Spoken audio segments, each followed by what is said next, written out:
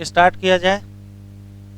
Last lecture पर हम लोगों ने इनहेरिटेंस ऑफ टू जीन या डाई हाइब्रिड क्रॉस कंप्लीट कर लिया था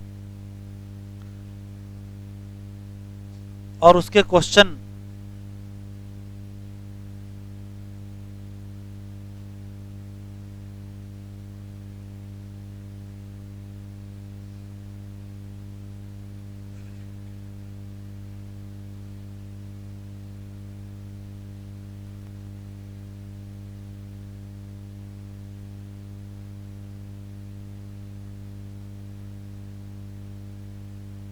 inheritance of two gene complete हो गया था।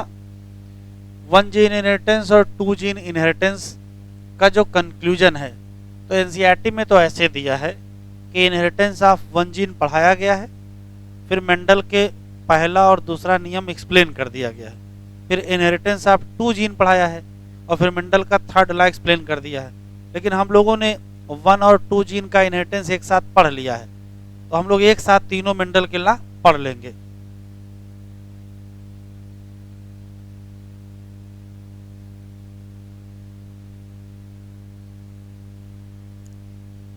तो हेडिंग डालिए Mendel's law of inheritance.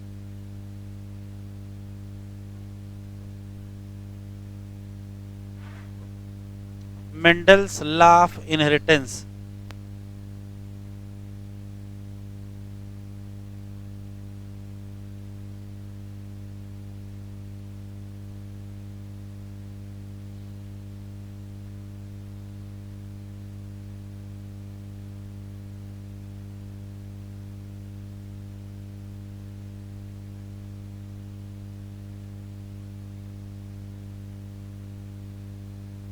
Mendel's law of inheritance.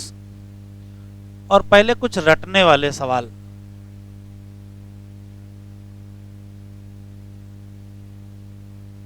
कि पहला सवाल है कि मेंडल ने जो इनहेरिटेंस के लॉ दिए थे वो किस आधार पर दिए थे।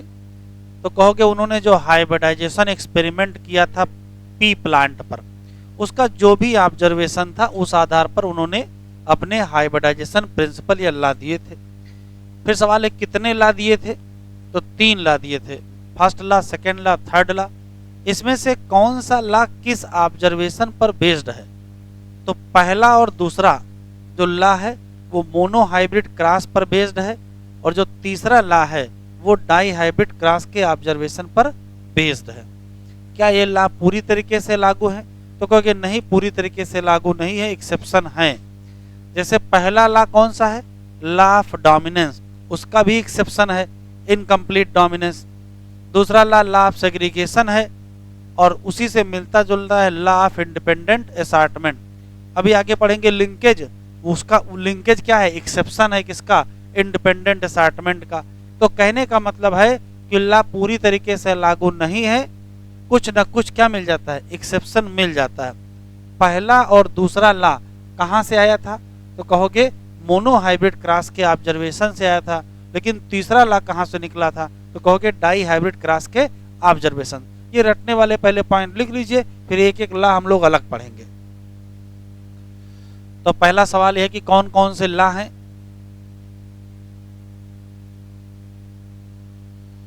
तो कहोगे फर्स्ट लॉ, और ये कौन सा है,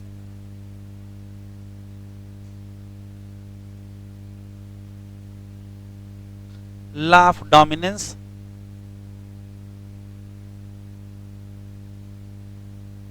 second law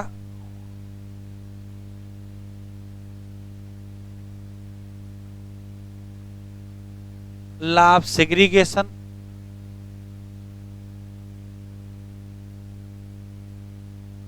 third law law of independent assortment. ये तो नाम याद कर लीजिएगा।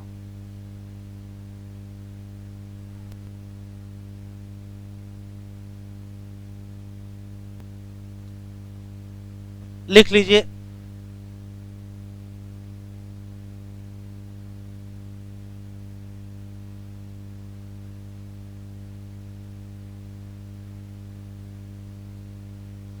laws of inheritance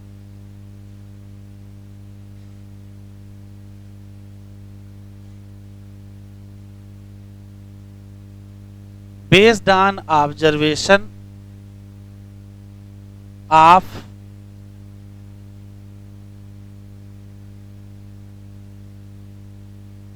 hybridization experiment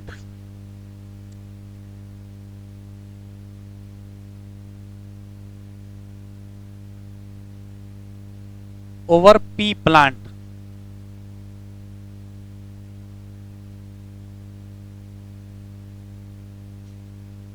First and second law based on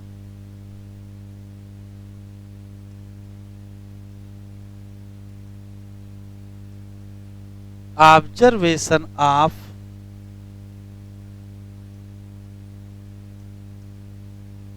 monohybrid cross.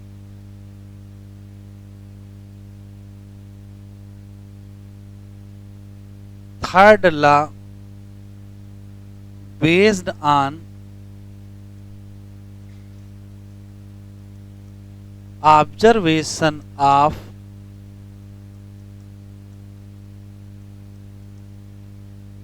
dihybrid cross.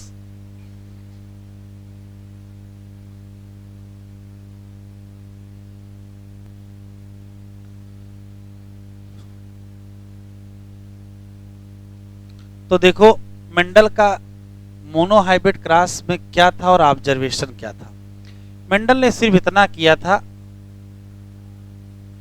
एक ले लिया था टाल प्लांट और एक ले लिया था ड्वार्फ प्लांट, और जब क्रॉस कराया था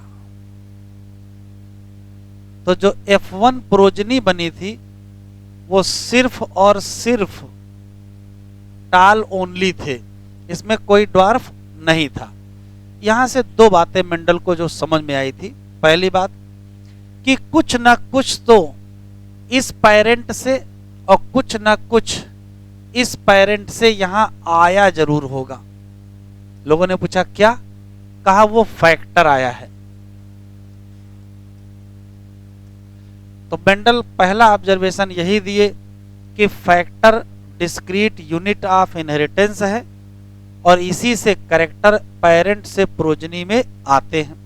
दूसरी बात, लोगों ने पूछा क्या है, कहा पता नहीं क्या है लेकिन कुछ ना कुछ है जरूर जो आया है।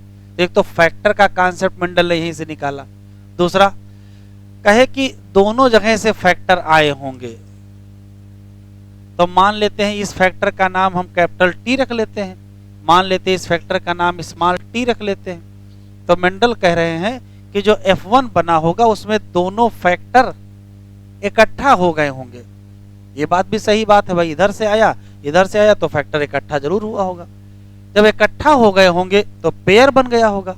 तो मेंडल कह रहे हैं कि जब पेयर बनता है फैक्टर का तो पेयर में से कोई एक फैक्टर अपने आप को एक्सप्रेस कर लेता है। जो फैक्टर अपने आप को एक्सप्रेस करेगा वही कैरेक्टर यहाँ दिखाई पड़ेगा और जो एक्सप्रेस नहीं करेगा वो यहाँ दिखाई नहीं पड़ेगा।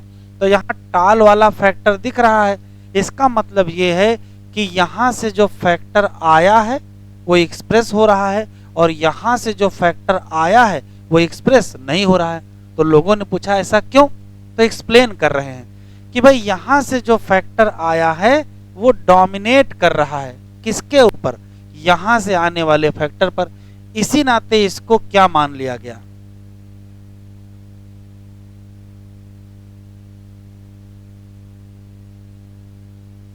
डोमिनेंट फैक्टर कहा गया। और जो इसके ऊपर डोमिनेट कर गए उसको क्या कहा गया, रेसेसिव फैक्टर। तो मेंडल का पहला लॉ जो लॉ ऑफ डोमिनेंस है वो सिर्फ इतने से ही निकला है।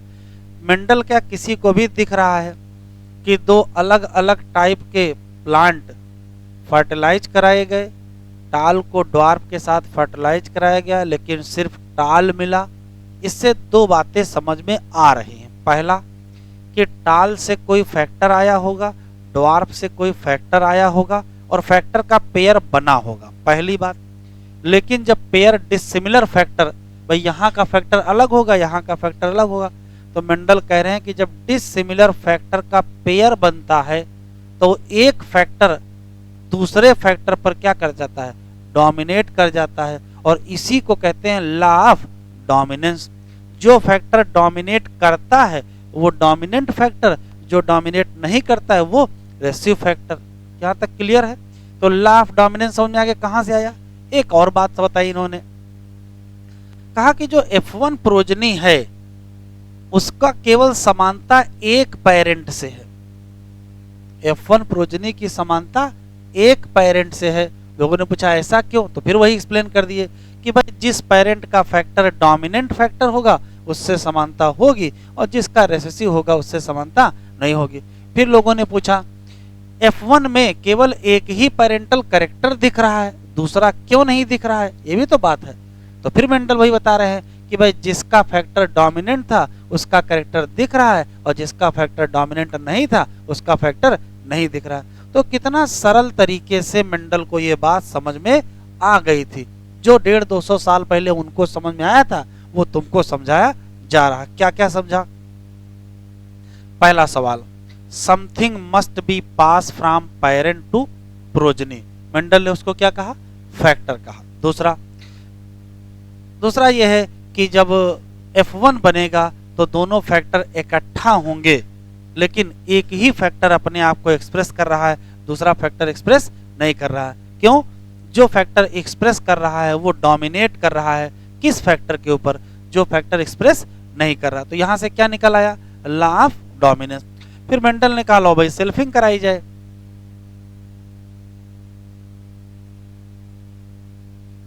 तो सेल्फिंग करा लिए किसके बीच? F1 का क्रॉस F1 से किए। तो F1 का क्रॉस जब F1 से किए तो इधर भी क्या लिए? टाल, और इधर भी क्या लिए? टाल। ये कौन सा टाल था?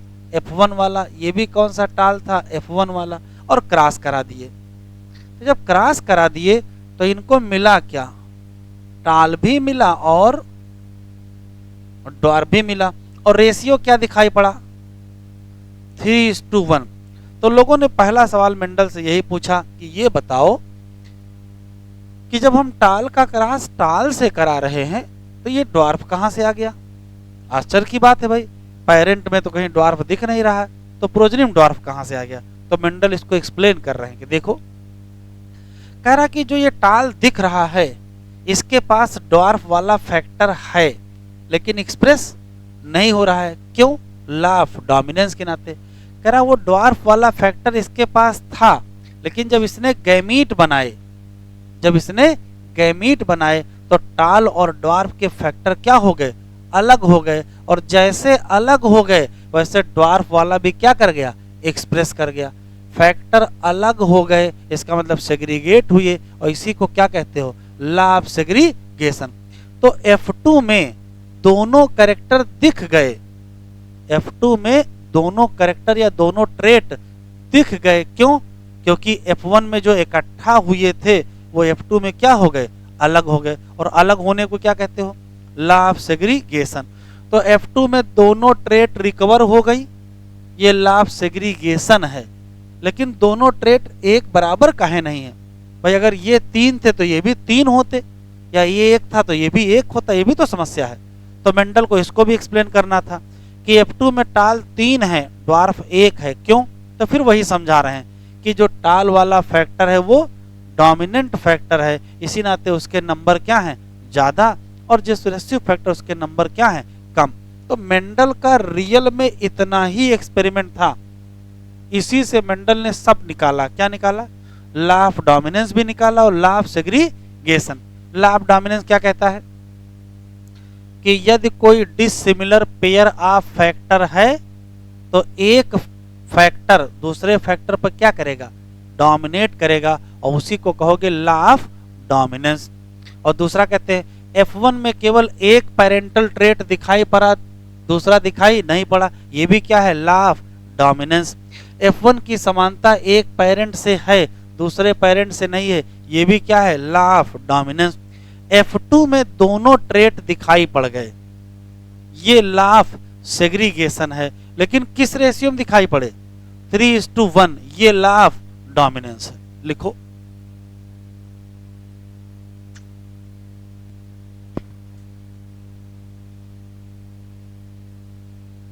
लिख लिया सबने?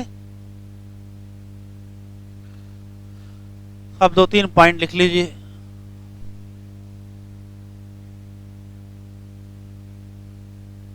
Character controlled by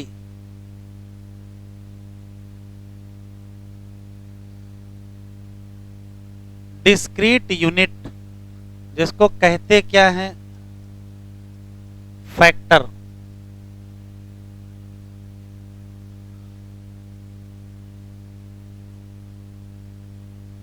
something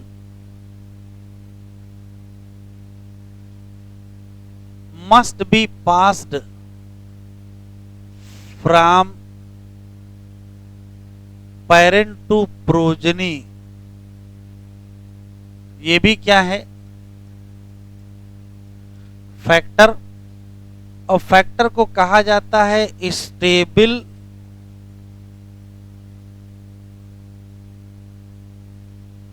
and discrete unit of inheritance.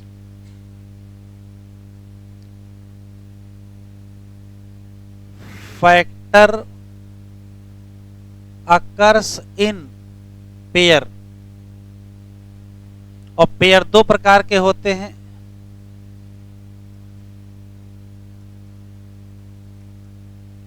Similar pair और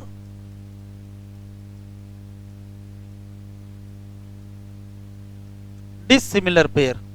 सिमिलर पेयर का मतलब कैपिटल टी का पेयर कैपिटल टी से है, या स्मॉल टी का पेयर स्मॉल टी से है, और डिसिमिलर का पेयर का मतलब कैपिटल टी का पेयर स्मॉल टी से है। इसी को हेट्रोजाइगस भी कहते हैं।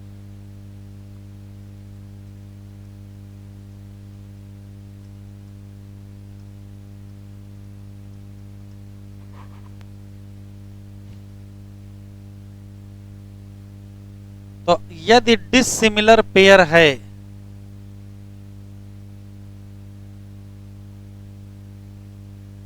मतलब कैपिटल टी स्मॉल टी है, तो एक फैक्टर क्या कर जाएगा, डोमिनेट कर जाएगा किसके ऊपर, दूसरे पर।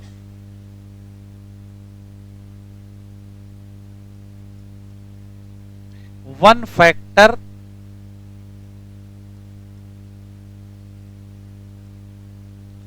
dominates over other factor।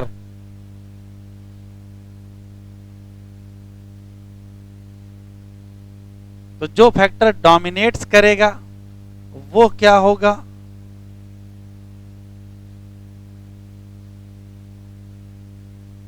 Dominant factor, और जिस पर डोमिनेट कर जाएंगे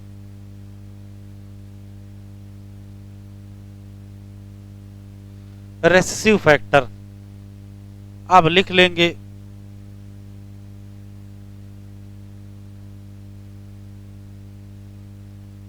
लॉ ऑफ डोमिनेंस। ये कहता है कि हेटेरोजाइगस पेयर में एक फैक्टर एक्सप्रेस करेगा जो डोमिनेंट फैक्टर होगा, और जो एक्सप्रेस नहीं करेगा वो रेसेसिव फैक्टर होगा। और इसी नाते F1 प्रोजनी की समानता केवल एक पेरेंट से होगी, इसी नाते F1 प्रोजनी में केवल एक पेरेंटल ट्रेट मिलेगा, दूसरा पेरेंटल ट्रेट नहीं मिलेगा। तो एनसीईआरटी में लिखा है कि लॉ ऑफ डोमिनेंस की मदद से क्या एक्सप्लेन कर सकते हो, तो कहोगे दो चीजें एक्सप्लेन कर लेंगे। ये भी एक्सप्लेन कर लेंगे कि F1 में केवल एक पेरेंटल ट्रेट मिला, ये भी एक्सप्लेन कर लेंगे कि F1 की समानता केवल एक पेरेंट से होती है, दूसरे पेरेंट से नहीं होती है। लिख लीजिए, according to this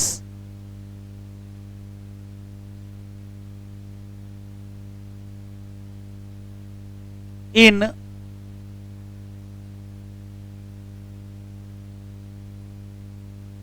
heterozygous pair, one factor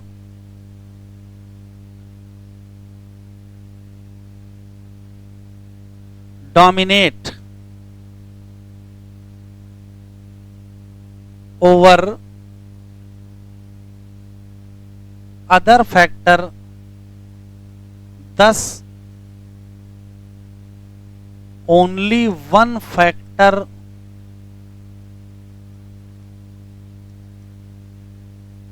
express in heterozygous pair, one factor express in heterozygous pair.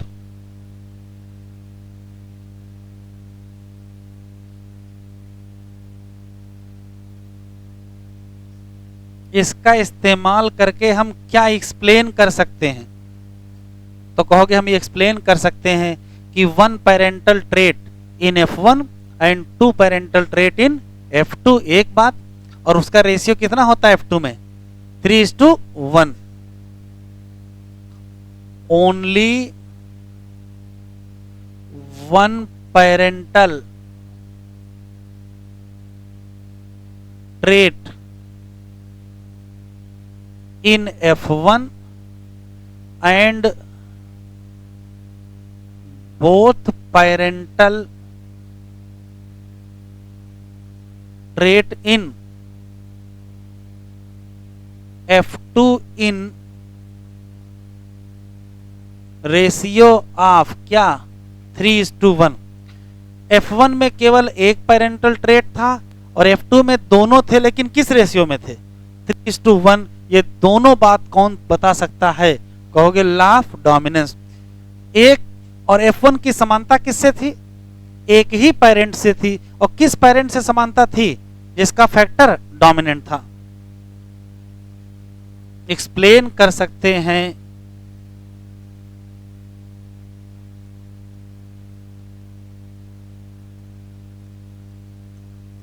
F1 shows resemblance with one parent.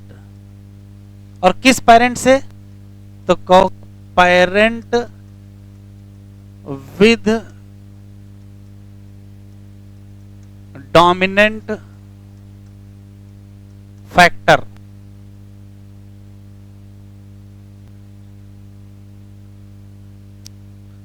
लिख लीजिए दूसरा.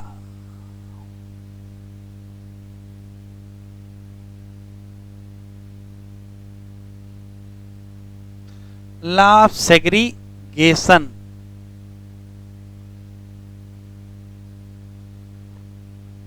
Factor come together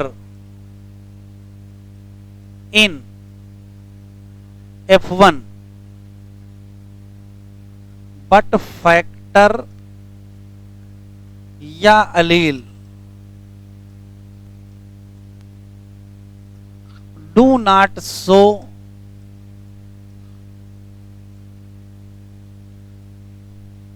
any blending. ये blending शो नहीं करते हैं. That's why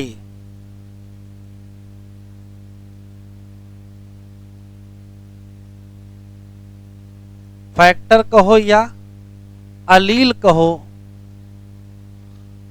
separate during gamete formation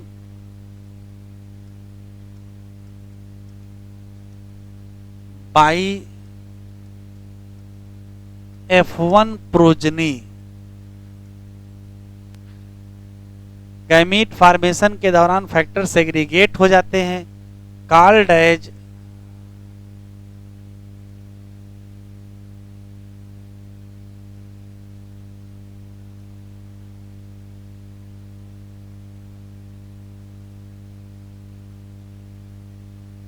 law of segregation. अब जब segregate हो जाएंगे तो देखो कैसा होगा. अगर कैपिटल टी होगा तो सेग्रीगेट करके क्या होगा? तो 100% गैमीट विद किससे होगा? कैपिटल टी वाला होगा। और अगर स्मॉल टी होगा तो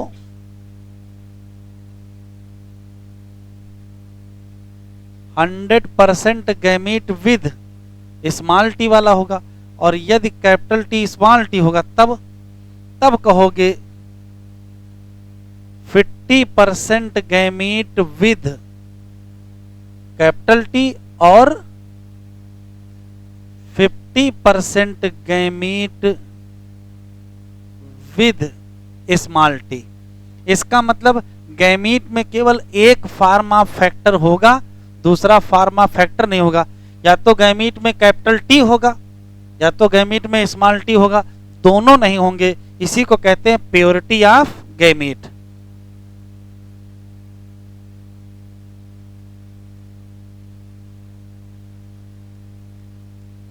each gamete have only one form of factor. या तो क्या होगा? डोमिनेंट, या तो क्या होगा? रेसेसिव। और इसी नाते इसको कहते हैं purity of gamete.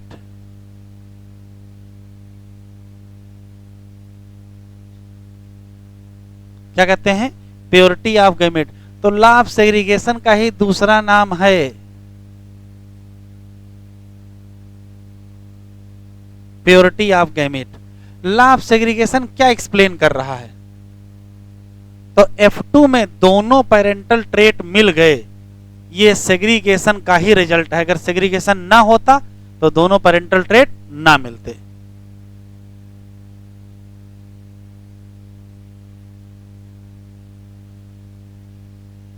F2 shows resemblance with both parent। F2 की समानता किससे है? दोनों पेरेंट से है। क्यों? क्योंकि सेग्रीगेट हो गए थे। ड्यू टू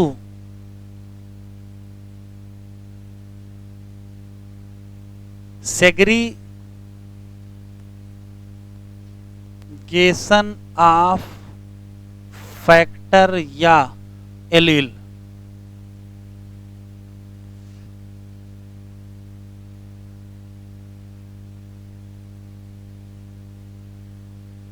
सबने लिख लिया? तो लिखो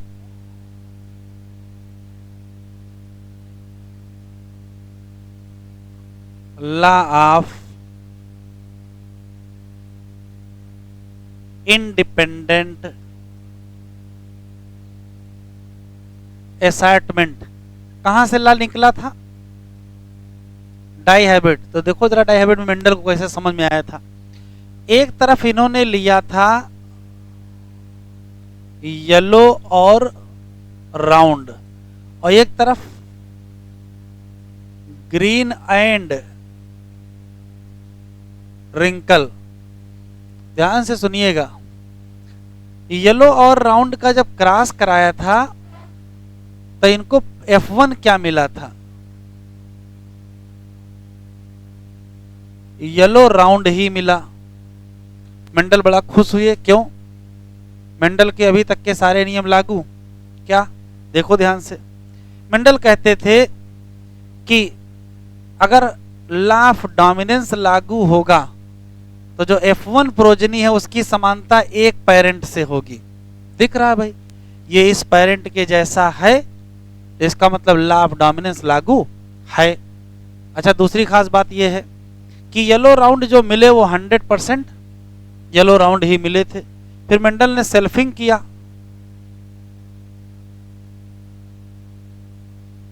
तो सेल्फिंग करने के बाद देखो इनको क्या मिला। इनको येलो राउंड भी मिले, येलो रिंकल भी मिले, ग्रीन राउंड भी मिले और ग्रीन रिंकल भी मिले। मेंडल का यहां ऑब्जर्वेशन फेल होने लगा। क्या? मेंडल तो अभी तक ये पढ़े थे कि F1 की समानता एक पेरेंट से होती है और F2 की समानता दोनों पेरेंट से होती है। F2 में ये इस पेरेंट के जैसा है, ये इस पेरेंट के जैसा है। यहां तक तो मेंडल को अच्छा लग रहा था, समस्या ये पैदा कर दी है। कहा ये कौन से आ गए, ये तो थे नहीं, ये कहीं हैं भाई, यहां भी नहीं दिख रहे, यहां भी नहीं दिख रहे, यहां कहां से आ गए। तो अभी तक आप जो पढ़ के आए हो क्या कि F1 की समानता एक पेरेंट से और F2 की समानता दोनों पेरेंट से। F1 की समानता एक पेरेंट से थी, है, अभी भी दिख रही, कोई दिक्कत तो है नहीं। F2 में क्या हो गया कि कुछ लोग ऐसे मिल गए जो ना इस पेरेंट के जैसे हैं ना इस पेरेंट के जैसे हैं। तब इन्होंने लॉ ऑफ सेग्रीगेशन को ही नया रूप दिया और उसका नाम लॉ ऑफ इंडिपेंडेंट असॉर्टमेंट रखा। एक बात ये भाई, क्या जरूरत पड़ गई थी जब लॉ ऑफ डोमिनेंस बन गया था, लॉ ऑफ सेग्रीगेशन बन गया था और सब कुछ सही भी था, तो कोई समस्या तो थी नहीं। समस्या दिख गई तो सोल्यूशन निकालना पड़ेगा। तो क्या सोल्यूशन निकाले, ध्यान से सुनिएगा। इनका कहना है कि भाई ये प्योर होगा तो ये कैपिटल वाई होगा, ये कैपिटल आर होगा, ये प्योर होगा तो ये स्मॉल वाई होगा और ये स्मॉल आर होगा। फिर हुआ क्या होगा भाई, यहां से कैपिटल वाई आया होगा, यहां से स्मॉल वाई आया होगा, तो ये क्या रहा होगा कैपिटल वाई स्मॉल वाई। यहां से कैपिटल आर आया होगा, यहां से स्मॉल आर आया होगा, कैपिटल आर स्मॉल आर। इधर लिख लेते हैं capital Y capital R small R. ये क्या है F1। यहां तक तो कोई समस्या नहीं है। इसके बाद देखो मेंडल कह रहे हैं कि जब सेग्रीगेशन देखते हैं तो भाई देखिए कैपिटल वाई अलग होगा किससे, स्मॉल वाई से, यही तो लॉ ऑफ सेग्रीगेशन है। और कैपिटल आर अलग होगा किससे, स्मॉल आर से, ये भी लॉ ऑफ सेग्रीगेशन है। यहां तक भी सही समझ में आ रहा है। समस्या देखो क्या आ रही है, कहने चले ठीक है कैपिटल वाई अलग हो गया और स्मॉल वाई अलग हो गया, कैपिटल आर अलग हो गया, स्मॉल आर अलग हो गया। अलग होने के बाद जब गैमीट बनाएंगे तो देखो कौन किसके साथ चला जाएगा, कैपिटल वाई के साथ चला जाएगा कैपिटल आर, या स्मॉल वाई के साथ चला जाएगा कैपिटल आर के साथ चला जाएगा कैपिटल वाई, या स्मॉल आर के साथ चला जाएगा स्मॉल वाई। तो गैमीट कितने प्रकार के बन गए, 4। यही इंडिपेंडेंट सेग्रीगेशन है। मेंडल कह रहे हैं कि जब ये दोनों लोग अलग होंगे, ये अलग मैंने लिख दिए थे, लेकिन इसके साथ कैपिटल आर जाएगा कि इसके साथ स्मॉल आर जाएगा, ये पता नहीं है। स्मॉल आर कहां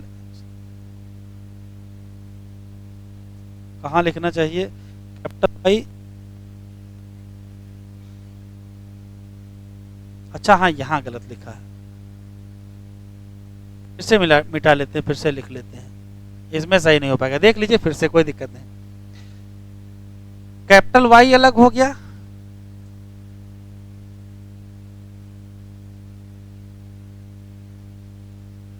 स्मॉल वाई अलग हो गया, कैपिटल आर अलग हो गया, स्मॉल आर अलग हो गया। अब देखिएगा ध्यान से, कह रहे कैपिटल वाई के साथ क्या होगा, तो 2 ऑप्शन है, या तो कैपिटल वाई के साथ कैपिटल आर बना जाएगा, या तो कैपिटल वाई के साथ स्मॉल आर हो जाएगा। वैसे स्मॉल वाई के पास भी तो वही ऑप्शन है, स्मॉल वाई के साथ या तो कैपिटल आर चला जाएगा या तो स्मॉल वाई के साथ स्मॉल आर चला जाएगा, यही तो होगा। वही हाल इधर देखो, कैपिटल आर के साथ कौन जाएगा, तो भाई कैपिटल आर के साथ या तो कैपिटल वाई जाएगा या तो कैपिटल आर के साथ स्मॉल वाई जाएगा। स्मॉल आर के साथ देखो, या तो स्मॉल आर के साथ कैपिटल वाई चला जाएगा या तो स्मॉल आर के साथ स्मॉल वाई चला जाएगा। कुल कितने टाइप के गैमेट दिखाई पड़ रहे हैं, 4 टाइप के। यहाँ सिर्फ ऐसा बना है capital R small Y, small R capital Y और स्मॉल आर स्मॉल वाई। ध्यान से सुनिएगा, मेंडल कह रहे हैं कि जब कैपिटल आर और स्मॉल आर अलग होंगे, कैपिटल वाई स्मॉल वाई अलग होंगे। चलिए अलग हो गया, अलग होने के बाद कौन किसके साथ जाएगा, कोई किसी से पूछेगा नहीं। जैसे स्मॉल वाई कह रहा है कि हम कैपिटल आर के साथ जाएंगे, फिर स्मॉल वाई कह रहा है नहीं हम स्मॉल आर के साथ जाएंगे, ये कैपिटल वाई से नहीं पूछेगा कि हम जहां जा रहे हैं तुम भी वहीं चलो। इसी नाते कितने गैमीट बन गए, 4 बन गए। कैपिटल आर के साथ कैपिटल वाई, कैपिटल आर के साथ स्मॉल आर का लिखा होगा, स्मॉल वाई उल्टा हो जाता है, ठीक है। स्मॉल आर के साथ कैपिटल वाई, स्मॉल आर के साथ small Y. Law of segregation कहता क्या है वो कंक्लूजन समझ लीजिए। चूंकि एनसीईआरटी में केवल 2 लाइनें लिखी हैं, ये सब लिखना नहीं है, सिर्फ बताने के लिए बता रहा हूं। लिखना सिर्फ इतना है कि जब कभी येलो और ग्रीन अलग हो रहे होंगे तो राउंड और रिंकल भी अलग होंगे। येलो और ग्रीन का अलग होना, राउंड और रिंकल का अलग होना, ये एक दूसरे पर डिपेंड नहीं है और इसी को इंडिपेंडेंट असॉर्टमेंट कहते हैं। इसका दूसरा रूप है कि कैपिटल आर स्मॉल आर जब अलग होंगे, कैपिटल वाई स्मॉल वाई जब अलग होंगे तो ना ये इनसे पूछने जाएंगे और ना ये इनसे पूछने जाएंगे। इसी नाते कैपिटल आर अलग होकर के कैपिटल वाई का साथ ले लेगा या कैपिटल आर अलग होके स्मॉल वाई का साथ लेगा, स्मॉल आर अलग होके कैपिटल वाई का साथ ले लेगा या स्मॉल आर अलग होके स्मॉल वाई का साथ ले लेगा। ये जो 4 टाइप के गैमीट बने हैं उसका असली कारण क्या है, इंडिपेंडेंट असॉर्टमेंट। कंक्लूजन क्या है, जब 2 ट्रेट इकट्ठा हो जाते हैं, 2 pair of trait come together, भाई 2 अलग अलग यहाँ इकट्ठा हो ही गए हैं, येलो भी इकट्ठा हो गया, राउंड भी इकट्ठा हो गया, उसके अलील इकट्ठा हो गए। कह रहा है जब 2 पेयर ऑफ ट्रेट इकट्ठा हो जाते हैं तो एक पेयर ऑफ कैरेक्टर का अलग होना दूसरे पेयर ऑफ कैरेक्टर के अलग होने पर डिपेंड नहीं करता है, नहीं करता, इसी को कहते हैं इंडिपेंडेंट असॉर्टमेंट। लिखना इसमें से कुछ नहीं है।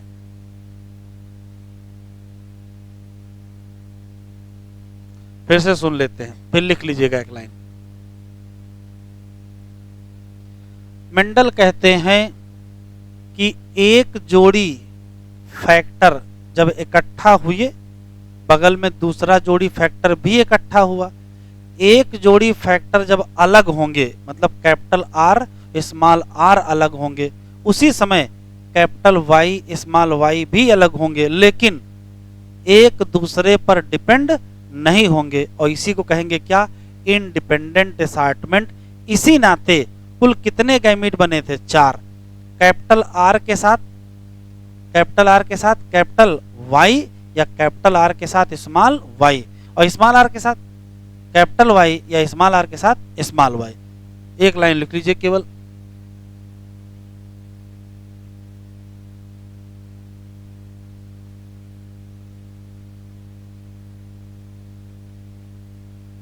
According to this,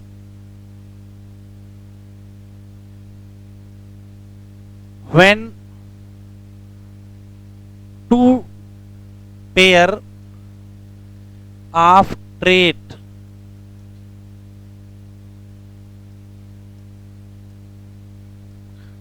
come together,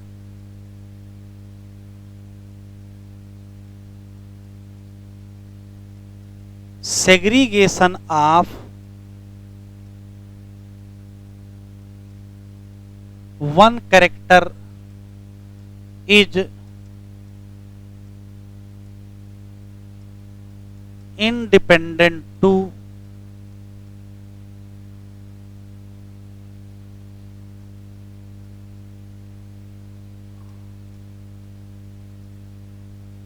segregation of other character. जैसे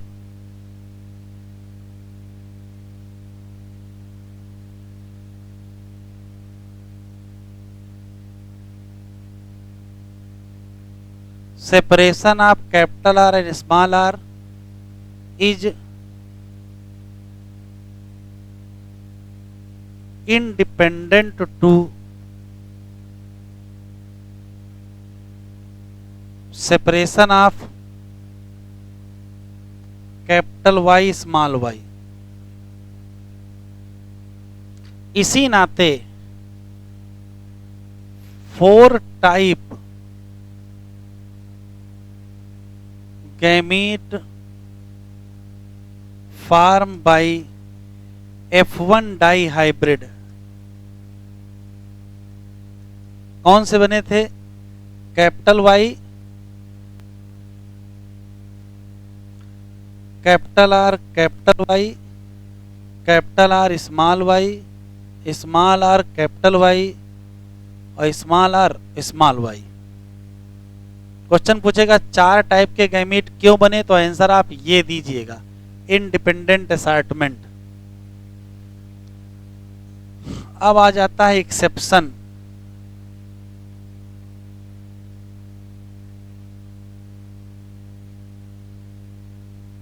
ये इंपॉर्टेंट है, सुन लीजिए। Capital R small R round shape और रिंकल शेप के लिए था। कौन सा क्रोमोसोम था? 7वां क्रोमोसोम। और येलो और ग्रीन का कौन सा क्रोमोसोम था? पहला क्रोमोसोम। ध्यान से सुनिएगा, जो मेंडल नहीं बताया, जो मार्गन ने बताया, कि जब कभी फैक्टर अलग अलग क्रोमोसोम पर इकट्ठा, अलग अलग क्रोमोसोम पर होते हैं तो इंडिपेंडेंट सेग्रीगेशन होता है, तब इस टाइप के गैमीट बनते हैं, तब 9:3:3:1 फिनोटाइप मिलता है। एक बात पलट देते हैं, यदि 2 कैरेक्टर जो लिए हो वो एक ही क्रोमोसोम से जुड़े हैं, तो यदि एक ही क्रोमोसोम से जुड़े होंगे तो क्या नहीं होगा? इंडिपेंडेंट सेग्रीगेशन नहीं होगा। तो हो क्या जाएगा? तो लिंकेज हो जाएगा। इसका मतलब लिंकेज किसका एक्सेप्शन है? लॉ ऑफ इंडिपेंडेंट असार्टमेंट का। तो क्या 9:3:3:1 मिलेगा? तो कहोगे नहीं मिलेगा, तो एक्सेप्शन लिख लीजिए। If gene for both character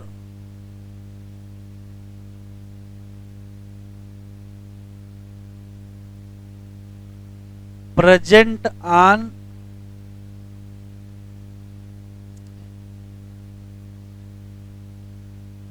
different chromosome, तो क्या होगा?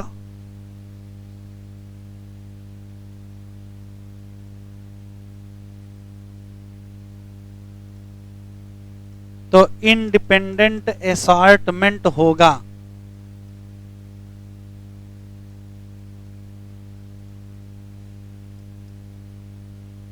और रिजल्ट में क्या मिलेगा? 9:3:3:1 फिनोटाइप। लेकिन इफ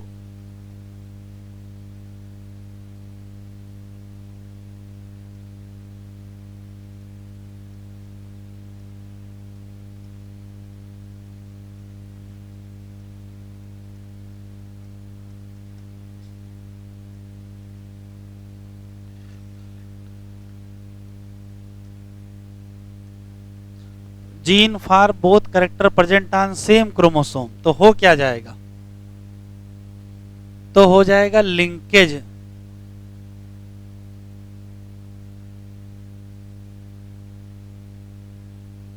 तो क्या नहीं होगा?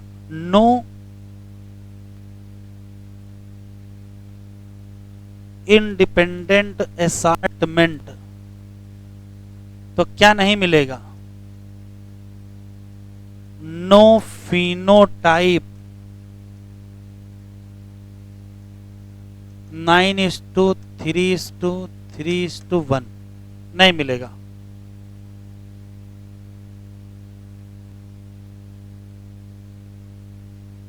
वो एक्सेप्शन नहीं। बैक करें जरा, कहाँ लिखे थे? हाँ यहाँ नहीं थी।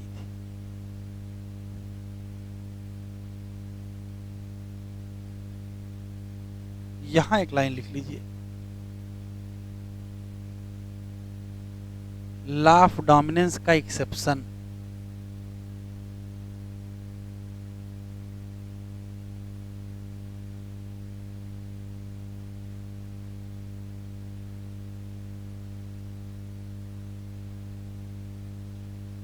Incomplete dominance.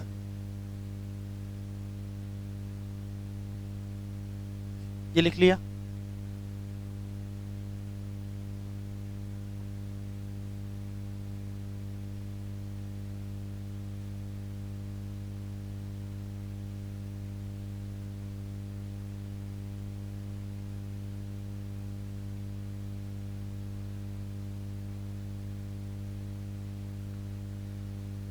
यहां से टिक कर रहे हैं।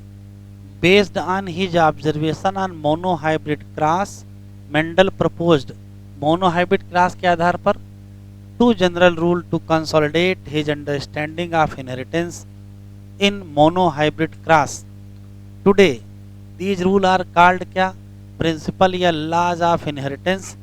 पहला लॉ कौन सा है? Law of dominance. और दूसरा लॉ क्या है? Law of segregation. यहाँ लॉ ऑफ डोमिनेंस की सारी कहानी लिखी है। पहला तो ये पता चला था कि कैरेक्टर को कंट्रोल कौन करता है? डिस्क्रीट यूनिट, जिसको कहते क्या है? फैक्टर। और फैक्टर पाए जाते हैं किसमें? पेयर में। इन ए डिसिमिलर पेयर, अगर कोई डिसिमिलर पेयर है, मतलब हेट्रोजाइगस पेयर है, तो one member of a pair क्या कर जाएगा? डोमिनेट कर जाएगा। जो डोमिनेट करेगा उसका नाम डोमिनेंट। किसके ऊपर डोमिनेट कर जाएंगे? उसका नाम रेशियो। ये टिक कर लो। Law of dominance is use to explain क्या? यहां से expression of only one parental character in F1। F1 में केवल एक पेरेंटल मिला और एक्सप्रेस कर गए क्या? बोथ पेरेंटल इन F2, लेकिन किस रेशियो में? तो आंसर देंगे क्या? 3:1। Law of segregation. This law is based on fact that, यहां से अंडरलाइन करो, टिक करो, alleles do not show any blending, blending नहीं करते हैं, एंड बोथ द कैरेक्टर, इसी नाते दोनों कैरेक्टर हमको मिल जाते हैं। कहाँ? F2 में, जबकि नहीं दिखते हैं कहाँ? F1 में। ठीक है। यद्यपि parent contain two allele during the gamete formation, factor या अलील इन ए पेयर क्या कर जाएंगे? सेग्रीगेट कर जाएंगे from each other such that कि गैमीट में केवल only one of the two factor ही पहुंचेंगे। ऑफ कोर्स यदि होमोजाइगस है, मतलब कैपिटल टी या स्मॉल टी, तो सभी गैमीट में सिमिलर होंगे, जबकि अगर हेट्रोजाइगस होगा तो दो प्रकार के गैमीट बनेंगे और किसी एक में जो अलील होगा बिल्कुल ठीक बराबर क्या होगा? इक्वल प्रोपोर्शन, मतलब 50-50% होगा। ये इनकम्प्लीट डोमिनेंस अभी अलग से पढ़ेंगे, ये कोडोमिनेंस ये भी अलग से पढ़ेंगे। ये इनहेरिटेंस ऑफ टू जीन पढ़ ही चुके हैं और इसी इनहेरिटेंस ऑफ टू जीन का रिजल्ट क्या है? Independent assortment. इंडिपेंडेंट असॉर्टमेंट का जो लॉ है वो ये लिखा हुआ है, ये टिक कर लो। इतनी कहानी के बाद यहां लॉ लिखा क्या? When two pair of trait combined in a hybrid, अगर हाइब्रिड में इकट्ठा हो जाएं तो क्या होगा? Segregation of one pair of a character is independent of the segregation of other pair of character. कैसे? In dihybrid cross phenotype हमको राउंड येलो, राउंड रिंकल सब मिले। किस रेशियो में मिले? 9:3:3:1। Such ratio was observe for several character. ये जो ratio है 9:3:3:1 कैसे मिला? तो बताए थे ना कि मोनो हाइब्रिड क्रॉस में 3:1 मिलता है। दो मोनो हाइब्रिड क्रॉस है, उनको गुणा कर दीजिए, जैसे गुणा करोगे वैसे हमको ये मिल जाएगा। क्या मिलेगा? तो वो आपको पता है, राउंड और रिंकल 3:1 में थे, इनको गुणा कर दिया किससे? येलो और ग्रीन जो 3:1 में थे, तो आंसर हमको ये मिल गया था, ये दिखाए ही थे। Based on such observation of dihybrid cross Mendel proposed second set of generalisation, वो ये लिखा हुआ है जिसको इंडिपेंडेंट असॉर्टमेंट कहते हैं। ये सिर्फ फर्जी पैराग्राफ लिखा, कुछ याद नहीं रखना है। देखो, पनेट स्क्वायर हमको बता सकता है, समझ सकते हैं इंडिपेंडेंट सेग्रीगेशन को। Of the to pair of gene during meiosis. Segregation कब होता है? तो जब क्रोमोसोम अलग होंगे तभी तो अलग होंगे, और मियोसिस में होगा। क्योंकि F1 वाला था कैसा, capital R small R capital Y small Y. देखो सेग्रीगेशन होगा एक पेयर ऑफ जीन, मतलब आर और आर अलग हो जाएंगे, तो 50% में क्या जाएगा, कैपिटल आर, और 50% में क्या जाएगा, स्मॉल आर। अच्छा कैपिटल आर के साथ क्या जाएगा, तो या तो कैपिटल वाई या तो स्मॉल वाई। तो यहाँ लिखा है गैमीट हैविंग, या तो कैपिटल आर रखेगा या तो स्मॉल आर रखेगा। शुड आल्सो हैव, उसमें कैपिटल वाई और स्मॉल वाई भी तो मिलेगा। तो क्या मिलेगा, it is important thing to remember here that separation of 50% of capital R, capital R के जो 50% होंगे और 50% ऑफ स्मॉल आर, ये क्या होंगे, इंडिपेंडेंट होंगे। किससे, segregation of 50% of capital Y and 50% of small Y. इतनी बार 50% लिखेंगे कि 50% ही बचेगा दिमाग में, सब गायब हो जाएगा। ये सब रटना है ही नहीं, ये सिर्फ समझना है कि स्मॉल आर अलग होगा तो इसके साथ क्या जाएगा, कैपिटल वाई और स्मॉल वाई। इसके 50% के साथ ये, इसके 50% के साथ ये, इसके 50 के साथ ये, इसके 50 के साथ ये, तो बनेगा क्या, capital Y capital R capital Y small R small Y capital R और स्मॉल वाई स्मॉल आर। यही 4 गैमीट तो बनेंगे, और सबकी संभावना कितनी होगी, 1/4 25%। 50% ऑफ स्मॉल आर के साथ क्या होगा, कैपिटल वाई, एंड 50% के पास क्या होगा, स्मॉल वाई।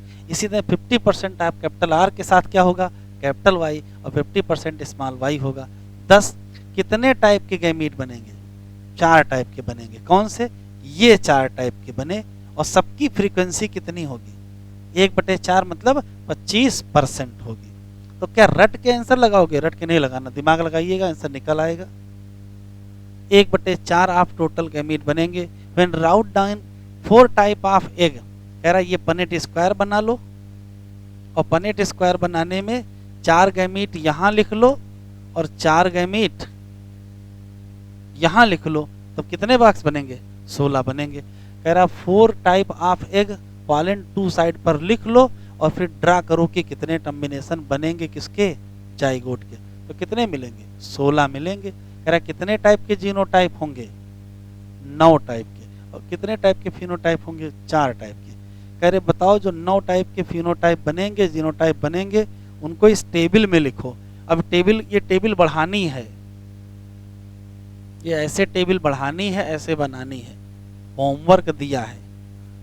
तो देखो कह रहा जीनोटाइप यहाँ लिखो और उसका फिनोटाइप यहाँ लिखो। तो हम लिख रहे हैं capital Y capital R phenotype बताओ। तो फिनोटाइप बनेगा येलो राउंड। ऐसे ही स्मॉल वाई स्मॉल आर बताओ क्या बनेगा, तो क्या बनेगा, ग्रीन रिंकल। कह रहा जो 9 टाइप के जीनोटाइप बने हैं वो 9 कॉलम में लिखो और सबके फिनो टाइप सामने लिखो। ये लिखने को कहा है। कह रहा क्या ऐसा कर सकते हो, को हाँ बिल्कुल कर सकते, लेकिन करेंगे नहीं, ठीक है, क्योंकि इतना टाइम नहीं है कि हम टेबल इनकी बनाएं। तो देखिए क्वेश्चन कैसे निकलना वो हमने आपको सिखा दिया है। क्वेश्चन गैमीट वाले सारे उसी से आपके निकलते रहेंगे। 50% होगा कि 25%, वो आप आराम से बता पाएंगे। इनके लिखने से रटने के चक्कर में न रहिएगा। ये शुरू करने से पहले वापस जाना पड़ेगा।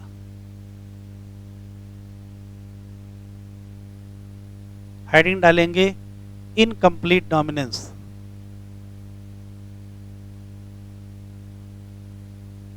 कुछ और छूट रहा है लग रहा है।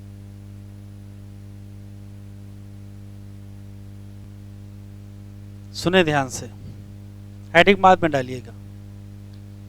जितना आपको पता है, क्या पता ये है कि एक तरफ लेते हैं टाल, एक तरफ लेते हैं ड्वार्फ और क्रॉस करा देते हैं। F1 कैसा मिलता है, टाल मिलता है। फिर सेल्फिंग करा देते हैं, F1 का क्रॉस F1 से करा देते हैं और क्या मिलता है, F2 मिलता है, जिसमें टाल भी मिलते हैं और ड्वार्फ भी मिलते हैं। मेंडल कह रहे हैं, ये कहां चला गया, फिर से लिखना है, चलो कोई बात नहीं। टाल का क्रॉस ड्वार्फ से कराए, F1 मिला, क्या, केवल टाल, फिर सेल्फिंग करा दिए, F1 का क्रॉस F1 से करा दिए, क्या मिला, F2 मिला, और F2 में टाल भी मिले और ड्वार्फ। इस टाल को टाल F2 कहोगे और इस ड्वार्फ को ड्वार्फ F2 कहेंगे। मेंडल कह रहे हैं कि जब हमने ये सेल्फिंग कराई थी तो हमको F2 मिले थे, तो हम इनकी भी सेल्फिंग करा दें। इनकी यदि सेल्फिंग कराओगे मतलब टाल F2 का टाल F2 से क्रॉस करा दो और ड्वार्फ F2 का ड्वार्फ F2 से क्रॉस करा दो, तो क्या रिजल्ट मिलेगा। तो देखो क्या है, अगर इसी का क्रॉस इसी से कराओगे, ड्वार्फ F2 का क्रॉस ड्वार्फ F2 से कराओगे तो सिर्फ ड्वार्फ मिलेंगे। मेंडल को मिल रहे थे, मेंडल को कोई दिक्कत नहीं थी। समस्या यहां आ रही थी, जब टाल F2 का क्रॉस टाल F2 से करा रहे थे तो कभी क्या मिल जाते थे, केवल टाल मिलते थे, और कभी टाल के साथ क्या मिल जाते थे, ड्वार्फ। मेंडल बहुत कंफ्यूज थे कि क्या हो रहा है। भाई जब ये F2 है और ये F2 है, ड्वार्फ F2 का ड्वार्फ F2 से क्रॉस कराओ सिर्फ ड्वार्फ मिलते हैं, लेकिन जब टाल F2 का टाल F2 से क्रॉस कराओ तो कभी सिर्फ टाल मिलते हैं और कभी टाल के साथ ड्वार्फ मिल जाते हैं। तो कंफ्यूजन पैदा हो रहा है कि क्या कुछ गड़बड़ी चल रही है। तो मेंडल इस गड़बड़ी को पता करने के लिए ये पता करना चाहते हैं कि ये वाला जो टाल है ये असली में है क्या। तो अगर कोई टाल होता तो उसके दो ऑप्शन होते हैं, या तो कैपिटल टी होगा और या तो कैपिटल टी स्मॉल टी। तो कैसे पता चलेगा, ये वाला टाल बोलेगा तो है नहीं कि हम अंदर से कैसे टाल हैं। तो इसको पता करने के लिए मेंडल ने जो क्रॉस कराए उन्हीं को बैक क्रॉस कहते हैं। तो मेंडल को बैक क्रॉस कराने की आवश्यकता क्यों पड़ी, तो समस्या खड़ी हो गई थी क्या। जब F1 का F1 से सेल्फिंग कराते थे तो टाल और ड्वार्फ दोनों मिलते थे, फिर टाल का टाल से सेल्फिंग करा दिया, ड्वार्फ का ड्वार्फ से सेल्फिंग करा दिया। रिजल्ट ये रहा कि ड्वार्फ का ड्वार्फ से सेल्फिंग कराया, ड्वार्फ मिले, कोई दिक्कत नहीं। लेकिन जब टाल की टाल से सेल्फिंग कराया तो कभी सिर्फ टाल मिलते थे और कभी टाल के साथ ड्वार्फ मिलते थे। तो ये पता करना मुश्किल हो रहा था कि आखिर रिजल्ट चेंज क्यों हो रहा है। तो उनका दिमाग चला, पता ये सोचे कि ये जो टाल है हो सकता अंदर से इस कंडीशन में हो और हो सकता अंदर से इस कंडीशन में है। तो ये होमोजाइगस टाल है कि ये हेटेरोजाइगस टाल है, ये पता होना चाहिए। पता करने के लिए इन्होंने नया क्रॉस किया और उसका नाम क्या है, बैक क्रॉस। अब ये क्या है, तो जब कभी प्रोजनी का क्रॉस पेरेंट से करा दिया जाए, किससे करा दिया जाए, पेरेंट से करा दिया जाए, तो यदि प्रोजनी का क्रॉस पेरेंट से करा दोगे तो उसी को कहते क्या है, बैक क्रॉस। और ये दो टाइप का होता है। देखो, यदि इस प्रोजनी का क्रॉस प्योर डोमिनेंट वाले से करा दो तो इसे कहते हैं आउट क्रॉस, और इसी प्रोजनी का क्रॉस प्योर रेसेसिव वाले से करा दो तो इसी को कहते हैं टेस्ट क्रॉस। तो बैक क्रॉस दो टाइप का होता है, आउट क्रॉस और टेस्ट क्रॉस। तो पहले पढ़ेंगे आउट क्रॉस और फिर पढ़ेंगे टेस्ट क्रॉस। कॉन्सेप्ट समझ में आया क्या कहा है, तो चलो लिख लो जरा।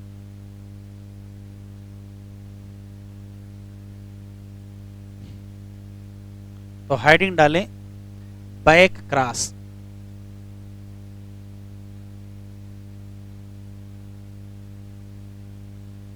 बैक क्रॉस क्या होता है, तो एक पेरेंट ये है, दूसरा पेरेंट ये है। ये कौन सा पेरेंट है, डोमिनेंट पेरेंट, और ये कौन सा पेरेंट है, रेसेसिव पेरेंट। क्रॉस करा दिया, क्या बना लिया, F1, फिर क्या करा दिया, सेल्फिंग, और क्या बना दिया F2।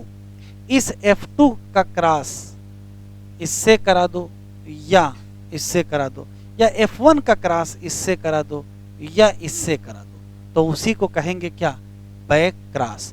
बस फर्क ये है कि यदि डोमिनेंट वाले पेरेंट से कराएंगे तो उसको क्या कहेंगे, आउट क्रॉस, और यदि इससे कराएंगे तो क्या कहोगे, टेस्ट क्रॉस। तो ये क्या है, आउट क्रॉस, और ये क्या है, test cross.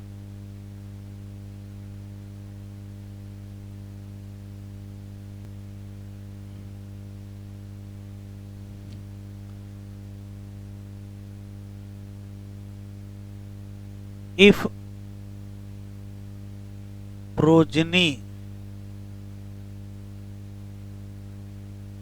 cross to pure parent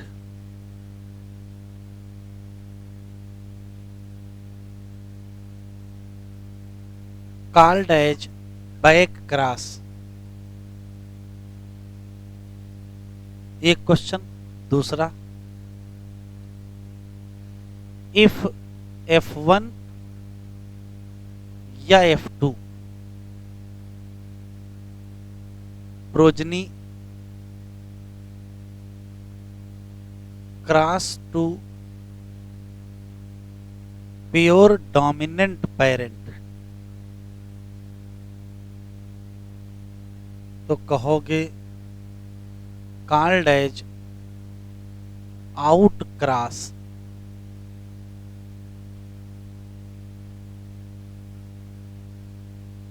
if F1 या F2 progeny cross to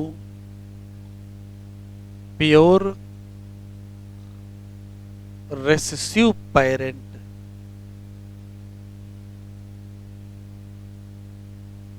called as test cross.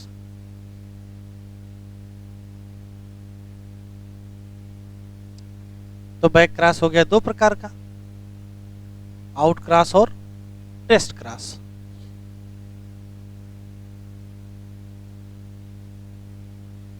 दो टाइप का, आउट क्रॉस और टेस्ट क्रॉस। पहले आउट क्रॉस पढ़ेंगे फिर टेस्ट क्रॉस। प्रिंट डालें आउट क्रॉस।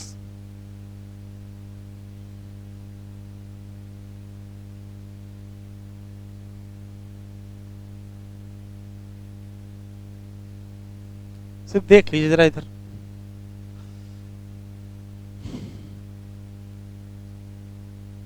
ये F1 टाल है और ये प्योर डोमिनेंट पेरेंट है। तो F1 टाल होता कैसा है, कैपिटल टी स्मॉल टी, और प्योर डोमिनेंट कैसा होता है, कैपिटल टी कैपिटल टी। तो अगर गैमीट इसके बनाएंगे तो इसका गैमीट कैपिटल टी का बनेगा, स्मॉल टी का बनेगा, इसका दोनों क्या बनेंगे, कैपिटल टी टी बनेंगे। पनेट स्क्वायर बना लेते हैं,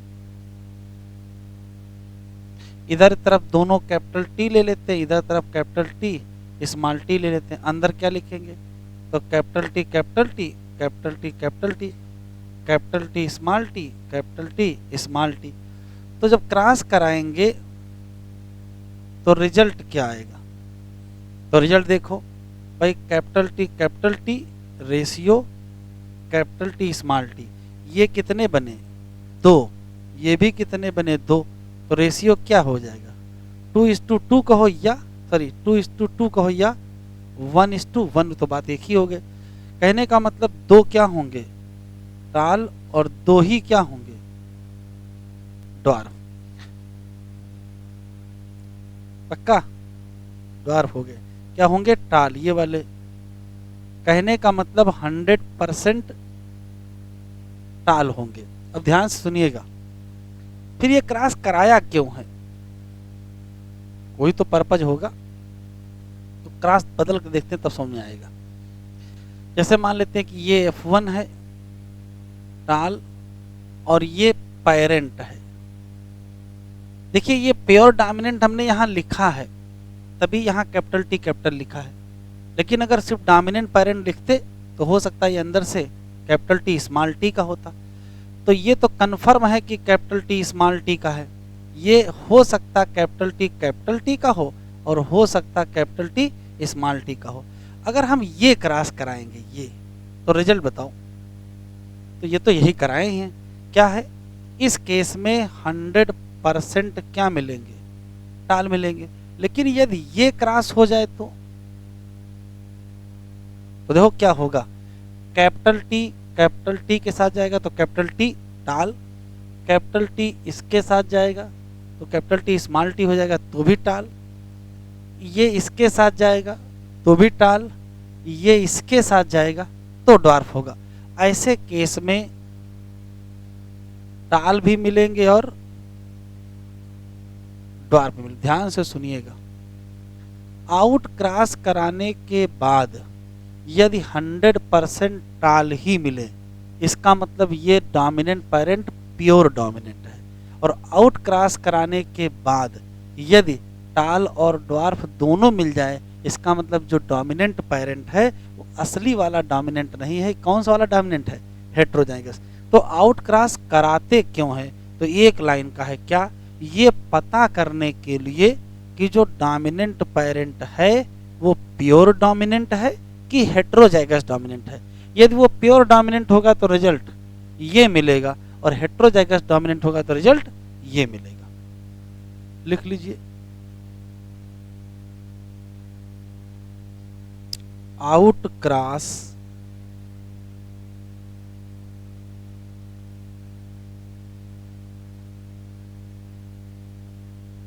done to determine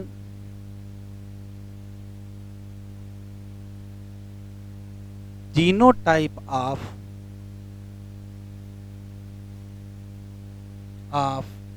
dominant parent। क्यों, डोमिनेंट पेरेंट दो टाइप के होते हैं, या तो होमोजाइगस और या तो हेटेरोजाइगस।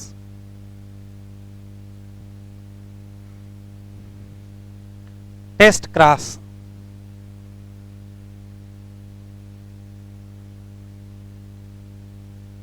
जरा देख लीजिए,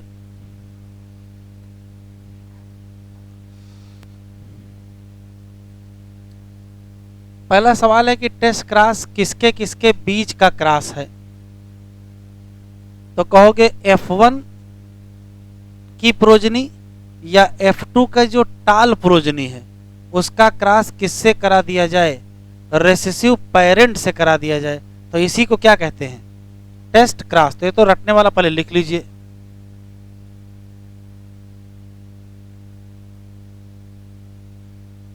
क्रॉस बिटवीन F1 प्रोजनी या F2 टाल प्रोजनी 2 किससे,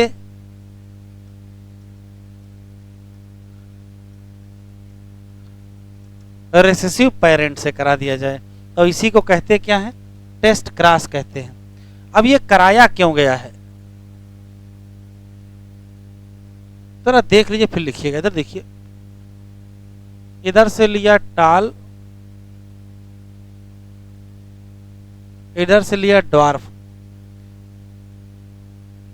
और क्रॉस करा करके क्या मिला, टाल। ये बताओ ये होमोजाइगस टाल है कि हेटेरोजाइगस टाल है। तो इतना तो अंदाजा है ना कि भाई एक फैक्टर इधर से आया होगा, एक फैक्टर इधर से आया होगा, मतलब इसके हेटेरोजाइगस होना में कोई दिक्कत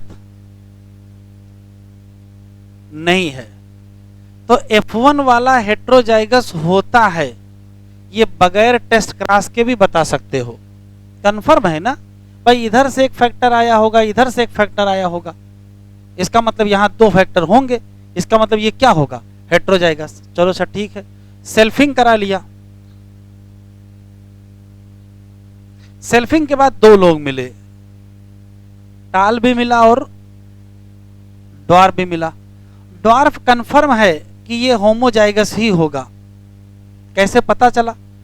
ड्वार्फ का ड्वार्फ से क्रॉस कराते गए, केवल ड्वार्फ मिलते गए, ये कंफर्म होमोजाइगस हो गया। लेकिन ये जो टाल मिला है, इसमें हो सकता है ये कैपिटल टी का हो, और हो सकता है कैपिटल टी स्मॉल टी का हो। यहां दिक्कत है, इसका क्या हल है? तो बस इसी का क्रॉस करा दिया जाए। किससे? इसी का क्रॉस करा दिया जाए प्योर रेसेसिव से। तो जैसे प्योर रेसेसिव से कराओगे वैसे क्या हो जाएगा? Test cross. क्यों कराएंगे? क्यों कराएंगे? ये पता करने के लिए कराएंगे कि जो F2 वाला टाल है वो ये वाला टाल है कि ये वाला टाल है।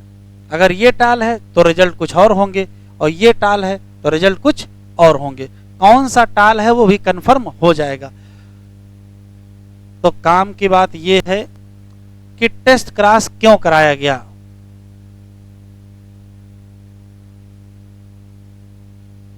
To know genotype of tall F2। किसका जीनोटाइप जानना चाहते हो? टाल F2 का, कि ये कैसा है।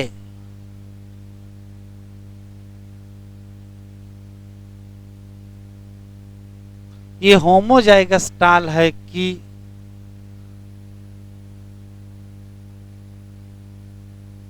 हेट्रोजाइगस टाल है।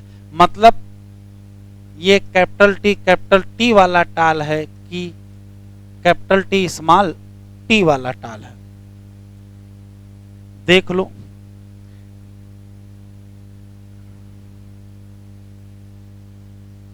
बीच में ले लिया गया F2 टाल। तो F2 टाल के पास दो संभावनाएं हैं, या तो ये कैपिटल टी होगा, या तो ये कैपिटल टी स्मॉल टी होगा, और इसका क्रॉस करा दिया गया।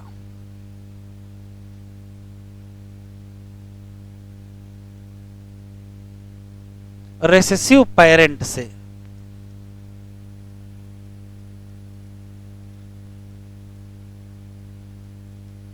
रेसेसिव पेरेंट का जीनोटाइप क्या होगा? Small T. इधर भी क्या लिख लोगे? अब थोड़ी देर लिखो ना, जरा इसको देख लो, जरा इधर देखे। यहां गैमीट कौन सा बनेगा? यहां गैमीट बनेगा स्मॉल टी और स्मॉल टी का। यहां भी कौन सा बनेगा? स्मॉल टी और स्मॉल टी का। अच्छा, अगर मान लेते ये इस कंडीशन में होगा, मान लेते, भी पता तो नहीं ना, मान लेते इस कंडीशन, तो गैमीट बताओ जरा कौन सा बनेगा? एक कैपिटल टी का और दूसरा कैपिटल टी का, और इन दोनों का क्रॉस करा देते हैं। तो क्रॉस इधर देख लेते हैं, पनेट स्क्वायर बना लेते हैं। अभी लिखो नहीं बेटा, देख लो जरा। इधर की तरफ हमने दोनों उसके कैपिटल टी ले लिए, और इधर की तरफ दोनों स्मॉल टी लिए। तो अंदर क्या लिखोगे? Capital T small T, capital T small T, capital T small T, capital T small T. तो ये बताओ यहां 100% क्या बनेंगे? Capital T small T. तो 100% क्या मिलेंगे? टाल। कोई दिक्कत तो नहीं? इधर आ जाओ। इसका गैमीट कैसा बनेगा? एक कैपिटल टी का और एक स्मॉल टी का। इसके इन गैमीट से क्रॉस कराते हैं, पनेट स्क्वायर इधर बना लेते हैं। इसके दोनों गैमीट इधर लिख लेते हैं, और ये दोनों गैमीट इधर लिख लेते हैं। क्रॉस कराओ। कैपिटल टी का इससे कराओगे तो कैपिटल टी स्मॉल टी, इसका इससे कराओगे तो स्मॉल टी, इसका इससे कराओगे और इसका इससे कराओगे। अच्छा, तो जब क्रॉस करा दोगे तो रिजल्ट बताओ। तो 50% क्या होंगे? कैपिटल टी स्मॉल टी, और 50% स्मॉल टी। ये क्या होंगे और ये क्या होंगे? अब ध्यान से सुनिएगा, इसी टाल F2 का रेसेसिव पेरेंट से क्रॉस कराए तो ये रिजल्ट मिला, और इसी टाल F2 का रेसेसिव पेरेंट से क्रॉस कराए तो ये रिजल्ट मिला। रिजल्ट अलग क्यों मिला? क्योंकि ये अंदर से इसके पास दो संभावनाएं हैं। अगर अंदर से ये रहा होगा होमोजाइगस टाल तो रिजल्ट ये मिला, और अगर हेट्रोजाइगस टाल रहा होगा तो रिजल्ट ये मिला। तो बस ध्यान सुनिए, अगर ये मिल जाए, टाल और ड्वार्फ दोनों मिल जाएं, तो इसका मतलब ये अंदर से कैसा है? Capital T small T. और सिर्फ टाल मिल जाए तो ये अंदर से कैसा है? Capital T capital T. तो ये रिजल्ट क्या इंडिकेट कर रहा है? रिजल्ट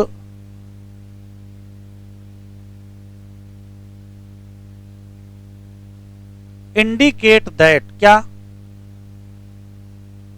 कि जो टाल F2 है वो कैसा है? होमोजाइगस टाल। और ये रिजल्ट क्या बताता है?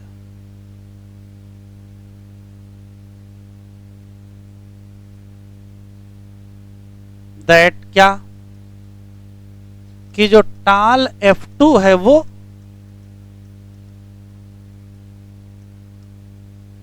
हेट्रोजाइगस टाल है। अभी लिखो ना, सुन लो, एक लाइन और है।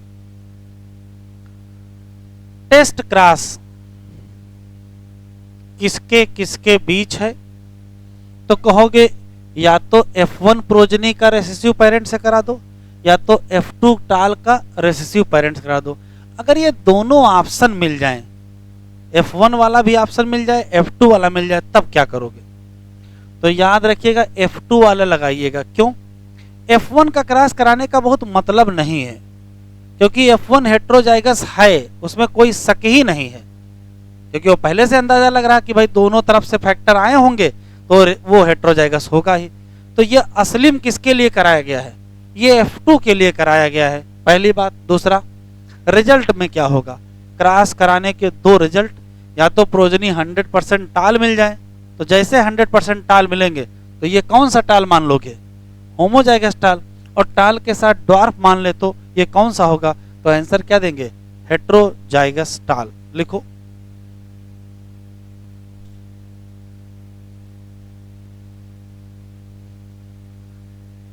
किसी भी टेस्ट क्रॉस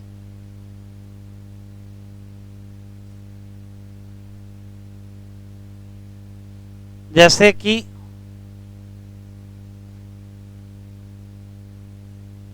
F2 क्या है?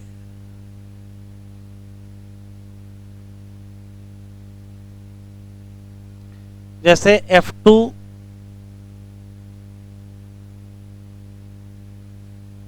हेट्रोजाइगस का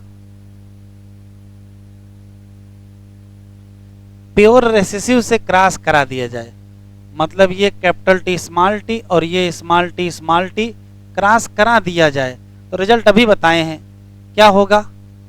तो कैपिटल टी स्मॉल टी का रेशियो स्मॉल टी से क्या होगा? तो भाई या तो कहो 2:2 या तो कहो 1:1। अच्छा, टाल ड्वार्फ क्या रेशियो क्या होगा?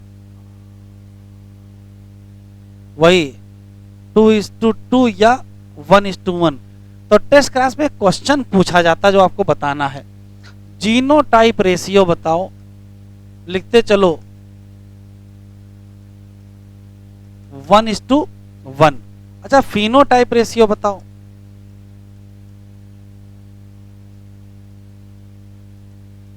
ये भी क्या मिला? 1:1। ये सवाल आया है, जीनोटाइप फिनोटाइप रेशियो एक हो गया। अच्छा, ये रेशियो अगर ये ना मिले तो ये मिल सकता है 1:1:1:1। ये कैसे मिल गया? तो ये रेशियो मिलता है मोनोहाइब्रिड टेस्ट क्रॉस, और ये रेशियो मिलता है डाई हाइब्रिड टेस्ट क्रॉस। और लिख लो इतना, चलो एनसीईआरटी ओपन करो।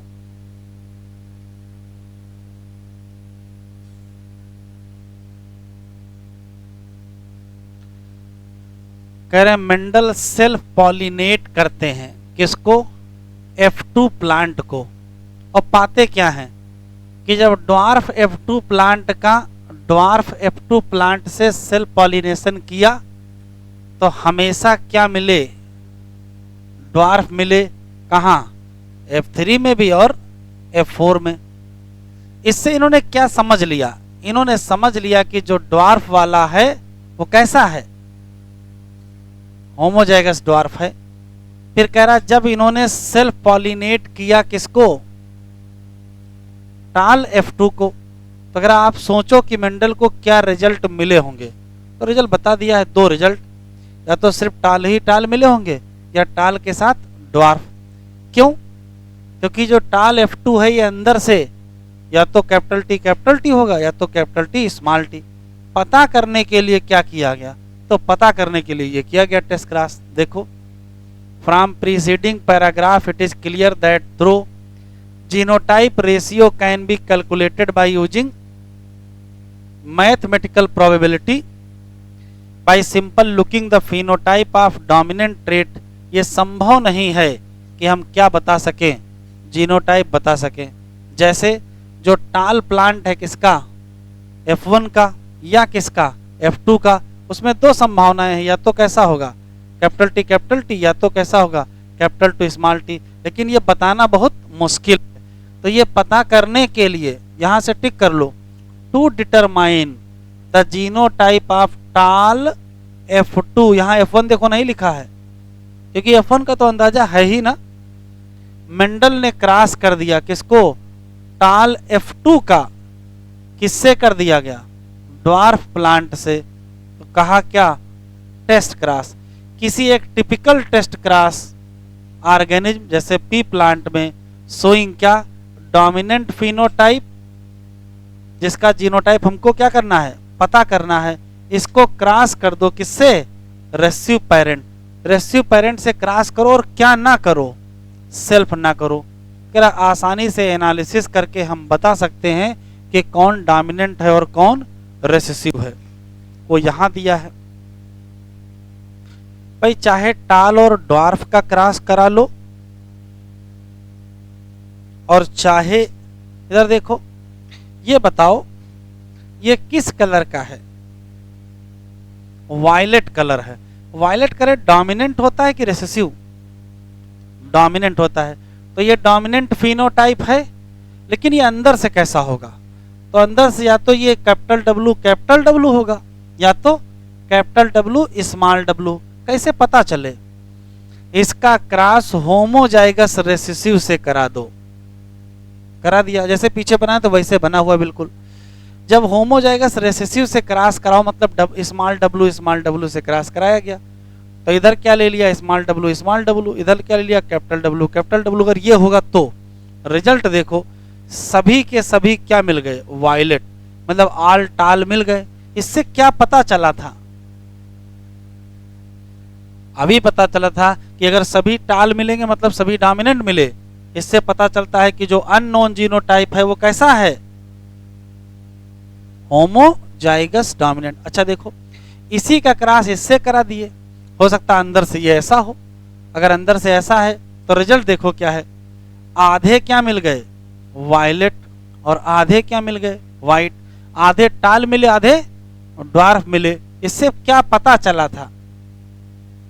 अभी पीछे बता क्या है? इससे पता चला था कि जो अननोन वाला है वो अंदर से कैसा है?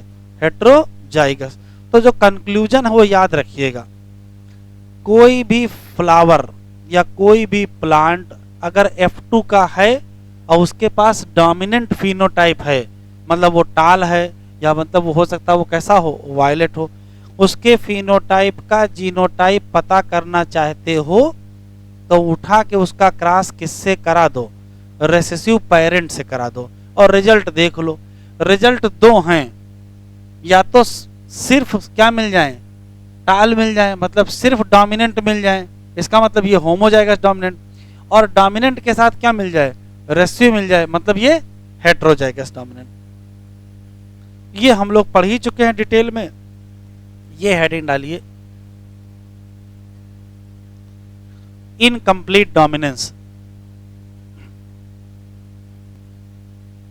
देख लो क्या है, अभी लिखना नहीं। मेंडल ने क्या समझाया है, तो देखो क्या समझाया है। मेंडल ने कहा है कि एक पेरेंट ले लो, दूसरा पेरेंट ले लो, जैसे यहां ले लिया टाल पेरेंट, यहां ले लिया ड्वार्फ पेरेंट और क्रॉस करा दिया। क्रॉस कराने के बाद टाल प्रोजनी मिली। इसको मेंडल ने एक्सप्लेन किया, क्या कहा कि भाई जो यहां का फैक्टर है और जो यहां का फैक्टर है ये दोनों इकट्ठा होते हैं, और इकट्ठा होने के बाद जो फैक्टर यहां से आया है वो डोमिनेट कर जाएगा किसके ऊपर, जो फैक्टर यहां से आया था। ये तो लॉ ऑफ डोमिनेंस है। और पढ़ क्या रहे हैं, इनकम्प्लीट डोमिनेंस। तो क्या अंतर है वो समझ लीजिए। मेंडल के बाद का काम है ये। मेंडल के बाद एक वैज्ञानिक जिनका नाम कार्ल कोरेन है, जिन्होंने मेंडल के काम की रिडिस्कवरी की थी, उनका कहना है कि कभी कभार ऐसा होता है कि एक पेरेंट से आने वाला फैक्टर दूसरे पेरेंट से आने वाले फैक्टर को पूरी तरीके से डोमिनेट नहीं करता है।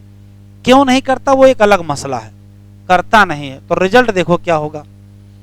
रिजल्ट ये होगा कि F1 जो प्योर टाल मिलना चाहिए था वो टाल से छोटा मिले और ड्वार्फ से बड़ा मिले। मतलब जितना टाल होना था उससे कम मिला और जितना ड्वार्फ होना था उससे ज्यादा मिला। मतलब बीच का फिनोटाइप मिल गया।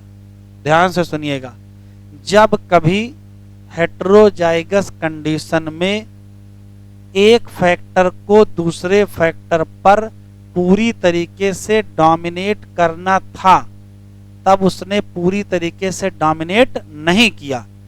जैसे डोमिनेट नहीं करेगा तो जो फिनोटाइप मिलेगा F1 का वो दोनों पेरेंट के बीच का मिल जाएगा और उसी फेनामेना का नाम क्या होगा, इनकम्प्लीट डोमिनेंस।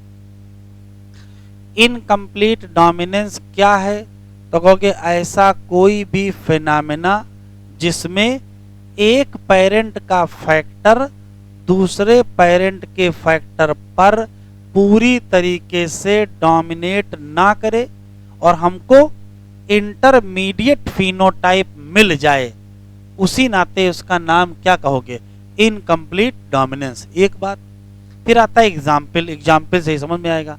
इसके 3 एग्जाम्पल हमको याद रखने हैं। एक है पिंक कलर का फ्लावर हो जाता है, किसमें, मिराबिलिस जलापा। पिंक कलर का फ्लावर हो जाता है स्नैप ड्रैगन में। और एक इंटरमीडिएट स्टार्च ग्रेन साइज बनता है किसमें, मटर में। ये 3 इसके बढ़िया एग्जाम्पल है। ये रटने वाला है, पहले इसको लिख लीजिए, समझने वाला भी समझाते हैं। ये लिखना नहीं है।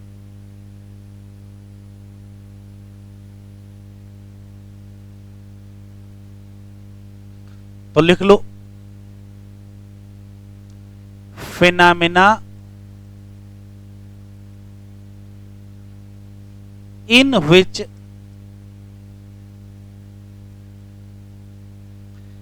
factor of one parent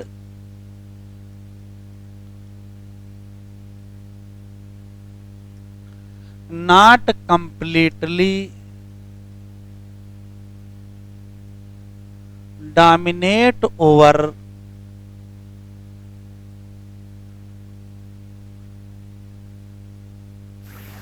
factor of other parent in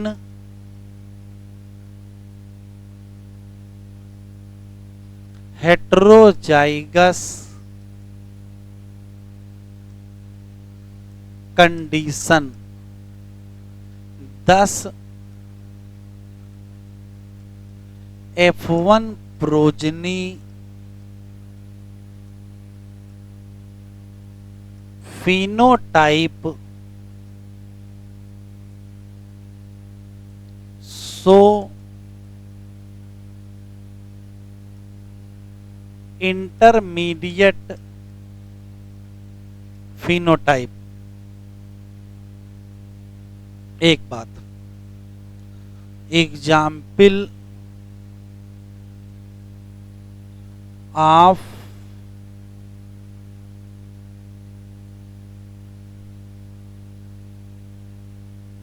incomplete dominance. पहला एग्जाम्पल, पिंक फ्लावर इन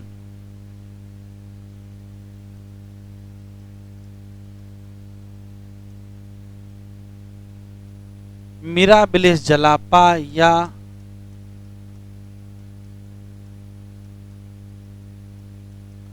फोर ओ क्लॉक प्लांट। दूसरा, पिंक फ्लावर इन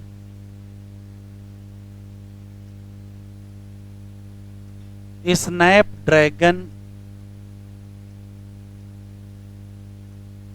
या डॉग फ्लावर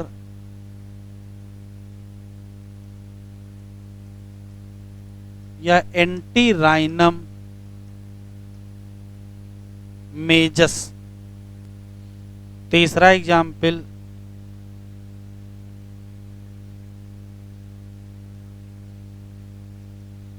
इंटरमीडिएट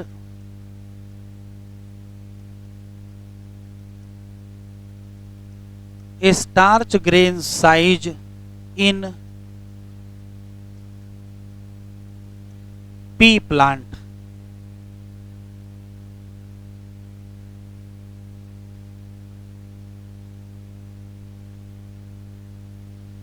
बताओ बेटा, लिखे।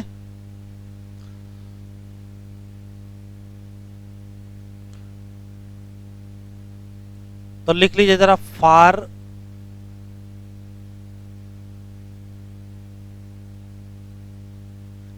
फ्लावर कलर इन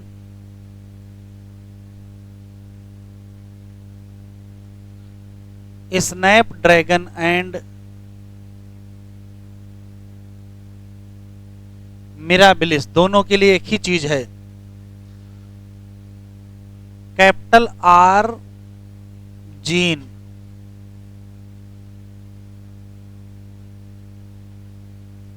डोमिनेंट होता है और इससे बनता है क्या, red flower. Small R gene recessive होता है,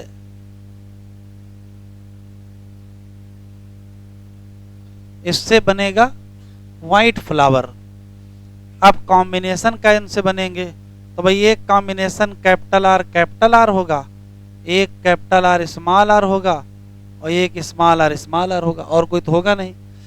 इस कॉम्बिनेशन में ये भी डोमिनेंट है, ये भी डोमिनेंट है, दोनों डोमिनेंट है ना, तो डोमिनेंट कैरेक्टर दिखाई पड़ेगा और फ्लावर कैसा हो जाएगा,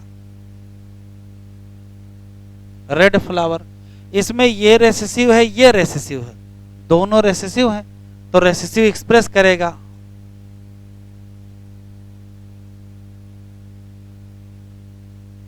और क्या हो जाएगा, व्हाइट फ्लावर। अब आता है ये, ध्यान से सुनिए, यदि लॉ ऑफ डोमिनेंस लागू होता तो ये डोमिनेंट है, ये रेसेसिव है, तो डोमिनेंट एक्सप्रेस करता और क्या बनता, रेड बनता। लेकिन ऐसा हुआ नहीं, क्या बन गया,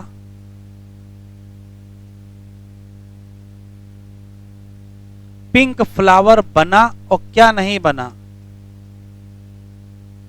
रेड नहीं बना। क्यों?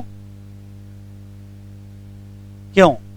तो कहोगे capital are Aleel small are अलील को पूरी तरीके से डोमिनेट नहीं कर रहा। तो क्यों? तो आगे कहोगे capital R gene not completely dominate over small R gene.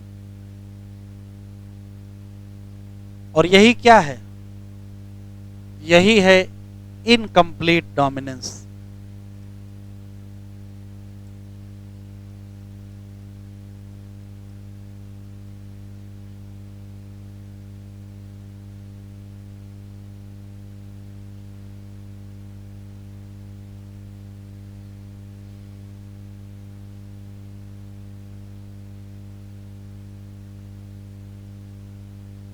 आप देखिए, मेंडल कहते हैं कि एक तरफ क्या ले लेंगे, प्योर रेड, और एक तरफ क्या ले लेंगे, प्योर व्हाइट। इधर की तरफ कैपिटल आर, और इधर की तरफ स्मॉल आर, स्मॉल आर। फिर क्रॉस कराया जाएगा, तो इधर गैमीट कौन सा बनेगा? एक कैपिटल आर का बनेगा, दूसरा भी कैपिटल आर का बनेगा। इधर एक स्मॉल आर का बनेगा, दूसरा भी स्मॉल आर का बनेगा। बगल में पनेट स्क्वायर बना लेते हैं, लिख लेते हैं। ये दोनों गैमीट यहां लिख लिया, और ये दोनों गैमीट यहां लिख लिया। तो अंदर क्या लिखोगे? Capital R small R, capital R small R, capital R small R, capital R small R. तो जब क्रॉस कराएंगे इन दोनों का, तो रिजल्ट क्या होगा? तो कहोगे 100% लोग कैपिटल आर स्मॉल आर के होंगे, और 100% लोग पिंक होंगे। मेंडल थे नहीं जीवित। यदि मेंडल जीवित होते तो उन्हीं से पूछा जाता कि आपने तो ये कहा था कि जो F1 प्रोजनी होगी, जो F1 प्रोजनी होगी उसकी समानता एक पेरेंट से होती है। यहाँ तो F1 ऐसी मिल गई है जो न इनसे मिल रही है न इनसे मिल रही है। ये इनके ऊपर शक कर रहे हैं, ये इनके ऊपर शक कर रहे हैं, ठीक है। लेकिन मेंडल तो बेचारे जिंदा है नहीं, तो अब ये पिंक कैसे हो गया? तो इसको कार्ल कोरेन समझा रहे हैं। ध्यान से सुनिए। कहा ऐसा करो, सेल्फिंग भी कर लेते हैं। भाई मेंडल सेल्फिंग करने कहे थे।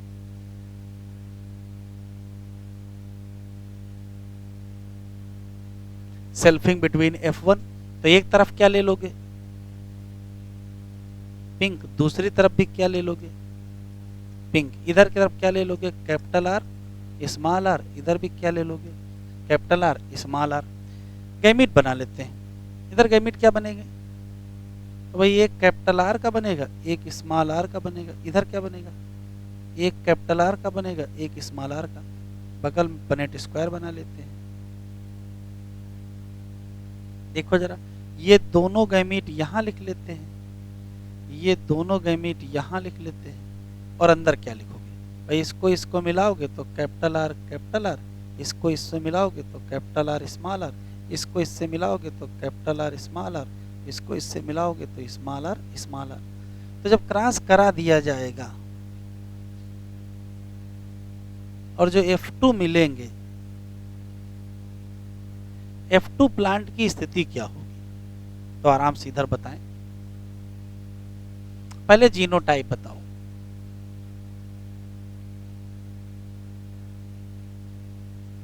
अगर जीनोटाइप रेशियो देखोगे तो भाई 3 देखोगे। एक कैपिटल टी मिल रहा है, कैपिटल टी नहीं, कैपिटल आर मिल रहा है, कैपिटल आर स्मॉल आर मिल रहा है, और स्मॉल आर मिल रहा है। जरा बता दो कितने कैपिटल आर स्मॉल आर? तो भाई ये कितना है?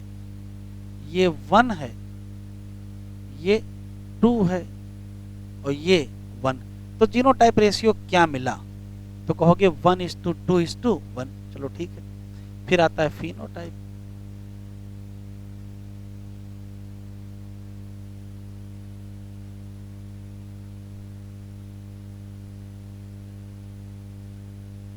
ये दिख रहा है कि जो कैपिटल आर है वो क्या होगा? तो वो तो रेड होगा। और जो कैपिटल आर स्मॉल आर है वो पिंक होगा।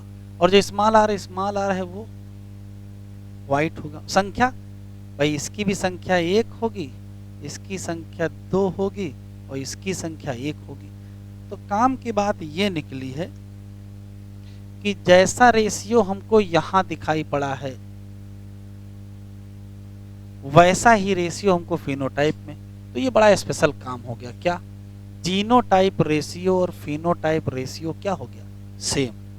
अभी लिखने का टाइम देंगे, आपको ये बताना है कि यदि ये इनकम्प्लीट डोमिनेंस ना हुआ होता और कंप्लीट डोमिनेंस हुआ होता तो कितनी चीजें वैसी ही मिलती जैसी कंप्लीट डोमिनेंस में थी, या कितनी चीजें बदल गई।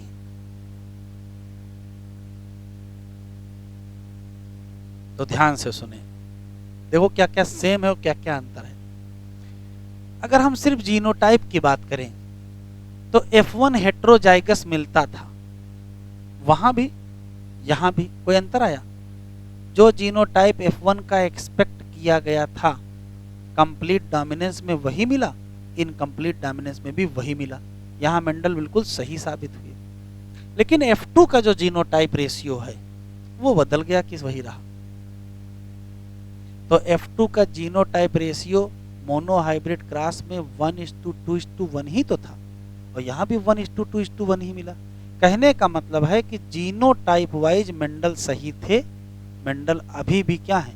सही है, कोई चेंज नहीं मिला। जो एक्सपेक्ट कर रहे थे F1 का जीनोटाइप, जो एक्सपेक्ट कर रहे थे वो F1 में मिला, और F2 का जो एक्सपेक्ट कर रहे थे वो F2 में मिला। कोई दिक्कत तो नहीं। अब आ जाओ फिनोटाइप पे। F1 का फिनोटाइप एक्सपेक्ट क्या कर रहे थे? एक्सपेक्ट कर रहे थे कि भाई रेड मिलना चाहिए था, और मिल क्या गया? पिंक। चेंज आ गया। जो एक्सपेक्टेशन था F1 के फिनोटाइप का वो नहीं मिला। तो एक्सपेक्ट कर रहे थे रेड, मिल गया पिंक। एक अंतर मिला। और दूसरा अंतर देखो, अगर सब कुछ सही चलता, लॉ ऑफ डोमिनेंस चलता, तो ये रेड होता, और अगर ये रेड होता तो इसके जैसे भी तो होता। मतलब F1 प्रोजनी की समानता एक पेरेंट से होती। अभी F1 प्रोजनी की समानता ना तो इससे है ना तो इससे है, तो दूसरा चेंज मिल गया। क्या? F1 प्रोजनी की समानता ना तो एक पेरेंट से है ना तो दूसरे, और अगर एक पेरेंट से होती तो लॉ ऑफ डोमिनेंस। तो दो चेंज मिल गए। तीसरा चेंज देखो, अगर डोमिनेंस चलता तो F2 प्रोजनी में कितने फिनोटाइप मिलते थे? F2 में 3:1 मिलता था। अब यहां क्या मिल गया? 1:2। तो फिनोटाइप चेंज हो गया। एक्सपेक्ट था 3:1 और मिल गया क्या? 1:2:1। तो तीसरा चेंज मिल गया। तो क्वेश्चन यहां पूछ रहा है एग्जामिनर कि इनकम्प्लीट डोमिनेंस में एक्सपेक्टेशन के विपरीत हमको क्या क्या मिला। ये एनसीईआरटी में लिखा भी दिखाएंगे। तो कहोगे F1 का फिनोटाइप वो नहीं मिला जो हम सोच रहे थे, F1 का रिजेम्बलेंस एक पेरेंट से होना चाहिए था वो भी नहीं मिला, हम सोच रहे थे, और F2 में 2 फिनोटाइप मिलने चाहिए था 3 मिल गए, ये भी गड़बड़ मिल गया। लेकिन एक चीज 80 मिल गई। क्या? F2 में 2 फिनोटाइप वो मिल तो गए पेरेंट वाले, नहीं मिले भाई। रेड मिल गया जो इसके जैसा है, व्हाइट मिल गया इसके जैसा, ये तो सही हो गया। F2 में एक नया मिला, ये अलग मसला है, नहीं समझे? F2 में नया मिला। तो जरा बताओ, मेंडल के हाइब्रिडाइजेशन क्रॉस के हिसाब का जो एक्सपेक्टेशन था उससे कहां कहां हम बदल गए? तो कहोगे F1 की रिजेम्बलेंस एक पेरेंट से नहीं हुई, ये बदल गए। F1 का फिनोटाइप बदल गया, नया इंटरमीडिएट फिनोटाइप आ गया, ठीक है। और F2 का जो फिनोटाइप रेशियो 3:1 की जगह क्या मिल गया? 1:2:1 मिल गया। कॉन्सेप्ट क्लियर है? कंप्लीट डोमिनेंस की क्या क्या क्या पहचान? पहली पहचान, F1 resemble with one parent. F1 का फिनोटाइप इंटरमीडिएट नहीं होगा, और F2 resemble with both parent. यही तो है F1 उसका डोमिनेंस का ला। और इनकम्प्लीट डोमिनेंस में F1 do not resemble with any parent, F1 है फिनोटाइप इंटरमीडिएट, और F2 में क्या मिल गया? फिनोटाइप रेशियो 3:1 की जगह 1:2:1 मिल गया। एक और चेंज मिल गया, जो जीनोटाइप रेशियो था वही क्या हो गया? Phenotype ratio. तो ये बड़ी स्पेशल बात है, लिख लीजिए। इन case of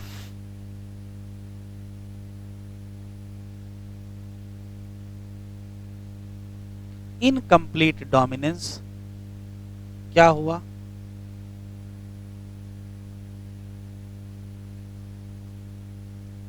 phenotype ratio same as genotype ratio। कोई दिक्कत? चलो, in case of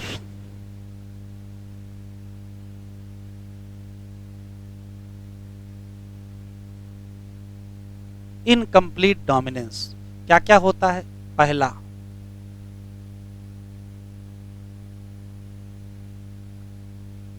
F1 progeny सोज क्या? Intermediate phenotype. दूसरा, F1 progeny do not show resemblance with any parent। और तीसरा,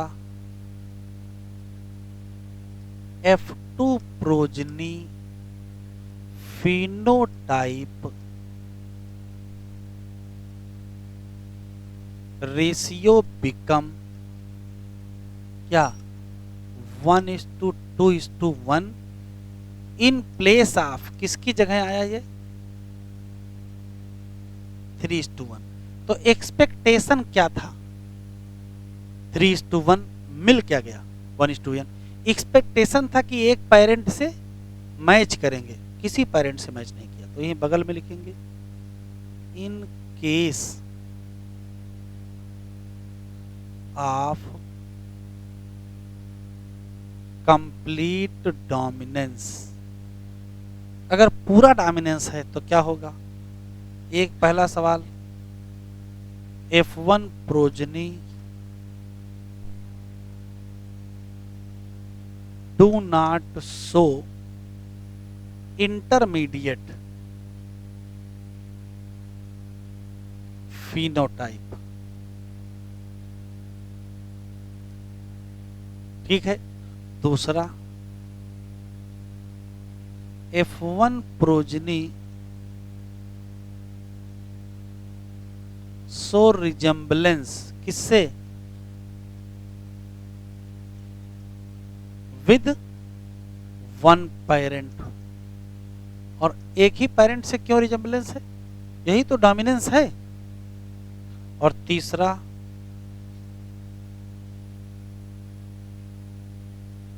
F2 प्रोजनी फिनोटाइप रेशियो क्या होगा? 3:1।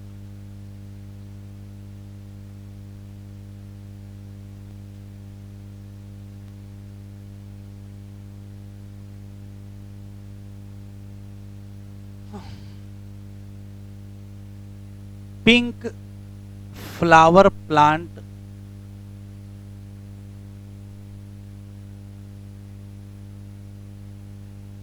Cross with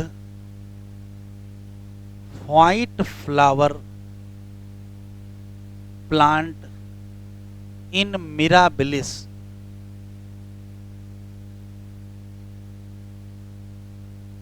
what is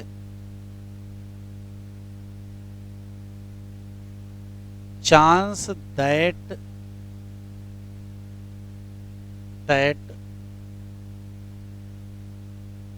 red flower in progeny? Option 0%, 25%, 50%, 75%। F1 F2 नहीं लिखा, जो लिखा उतना समझो।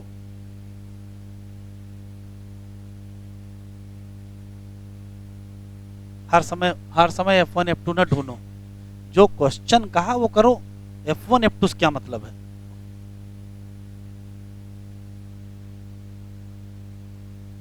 पहले F1 F2 से पार पा लो।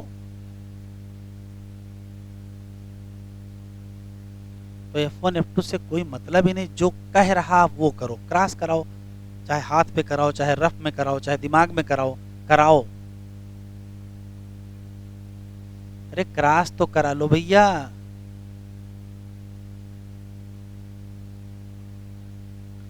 कह रहा है कि पिंक फ्लावर है, तो एक तरफ क्या ले लीजिए, पिंक, दूसरी तरफ व्हाइट।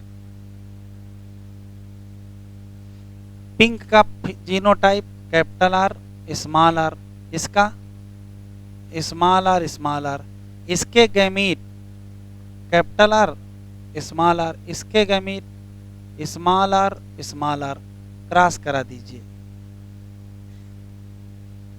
तो इसका इसके साथ कैपिटल आर स्मॉल आर, इसका इसके साथ कैपिटल आर स्मॉल आर, इसका इसके साथ स्मॉल आर स्मॉल आर, इसका इसके साथ small R small R.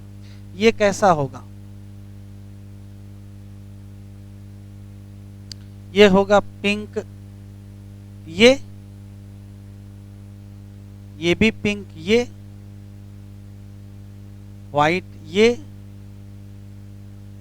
White, ठीक है। तो रेड, सबका चांस लिख दीजिए, पिंक के चांस भाई देखिए दो हैं, कितने में से? 4 में से, मतलब, और व्हाइट के चांस 2 हैं 4 में से, मतलब, तो रेड के चांस 0%। आंसर कौन सा? 0%।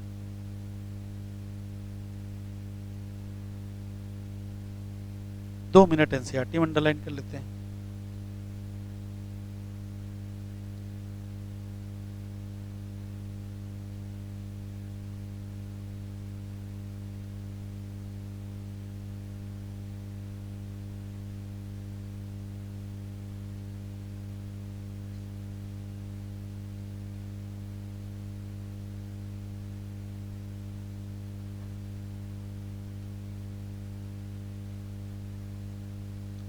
When experiment on P were repeat by using other trait in other plant, ये पाया गया कि कभी कभार F1 का जो फिनोटाइप है वो नहीं रखता है रिजम्बलेंस, किससे? दोनों पेरेंट से, जबकि है क्या? In between two. Inheritance of flower colour in dark flower, snapdragon या एंटीराइनम स्पीसीज, ये गुड एग्जाम्पल है किसका? Incomplete dominance. In case of true breeding red flower capital R, true breeding white flower small R. F1 जो थे क्या? Capital R small R, pink हो गए। और जब F1 का क्या किया गया? सेल्फ पॉलिनेट किया गया, तो क्या मिला? F2। रेशियो क्या मिला? 1 मिला कैपिटल आर मतलब रेड, 2 मिले कैपिटल स्मॉल आर मतलब पिंक, और 1 मिला स्मॉल आर मतलब व्हाइट। हेयर, ये टिक कर लो, ये इंपॉर्टेंट है। हेयर, यहां पर जो जीनोटाइप रेशियो था वो बिल्कुल एग्जैक्टली वही मिला जो हम लोग, ये एग्जाम में आ सकता सवाल कि क्या एक्सपेक्टेशन पूरा हो गया, तो कहोगे जीनोटाइप रेशियो जो था, जो सोच रहे थे वही मिला, एग्जैक्टली सेम मिला। जैसे कहाँ मिलता है? किसी मेंडेलियन मोनोहाइब्रिड क्रॉस में, लेकिन फिनोटाइप रेशियो चेंज हो गया। जो मिलना क्या था 3:1, वो मिला क्या 1:2:1। ये असर्शन रीजन भी है कि चेंज हो गया। अब क्यों चेंज हो गया? तो दिस वाज हैपन, ये कारण लिखा हुआ है। क्यों? तो कहोगे R was not completely dominant over small R. It is possible to distinguish between capital R pink from capital R red and small R white. इसका मतलब है कि कैपिटल आर स्मॉल आर पर पूरी तरीके से डोमिनेंट नहीं था। इसका मतलब है कि जो डोमिनेंस का कॉन्सेप्ट समझे हो वो गलत समझ लिए हो। समझे क्या हो? जब दो अलग अलग अलील एक साथ आएंगे तो एक डोमिनेट कर जाएगा दूसरे के ऊपर।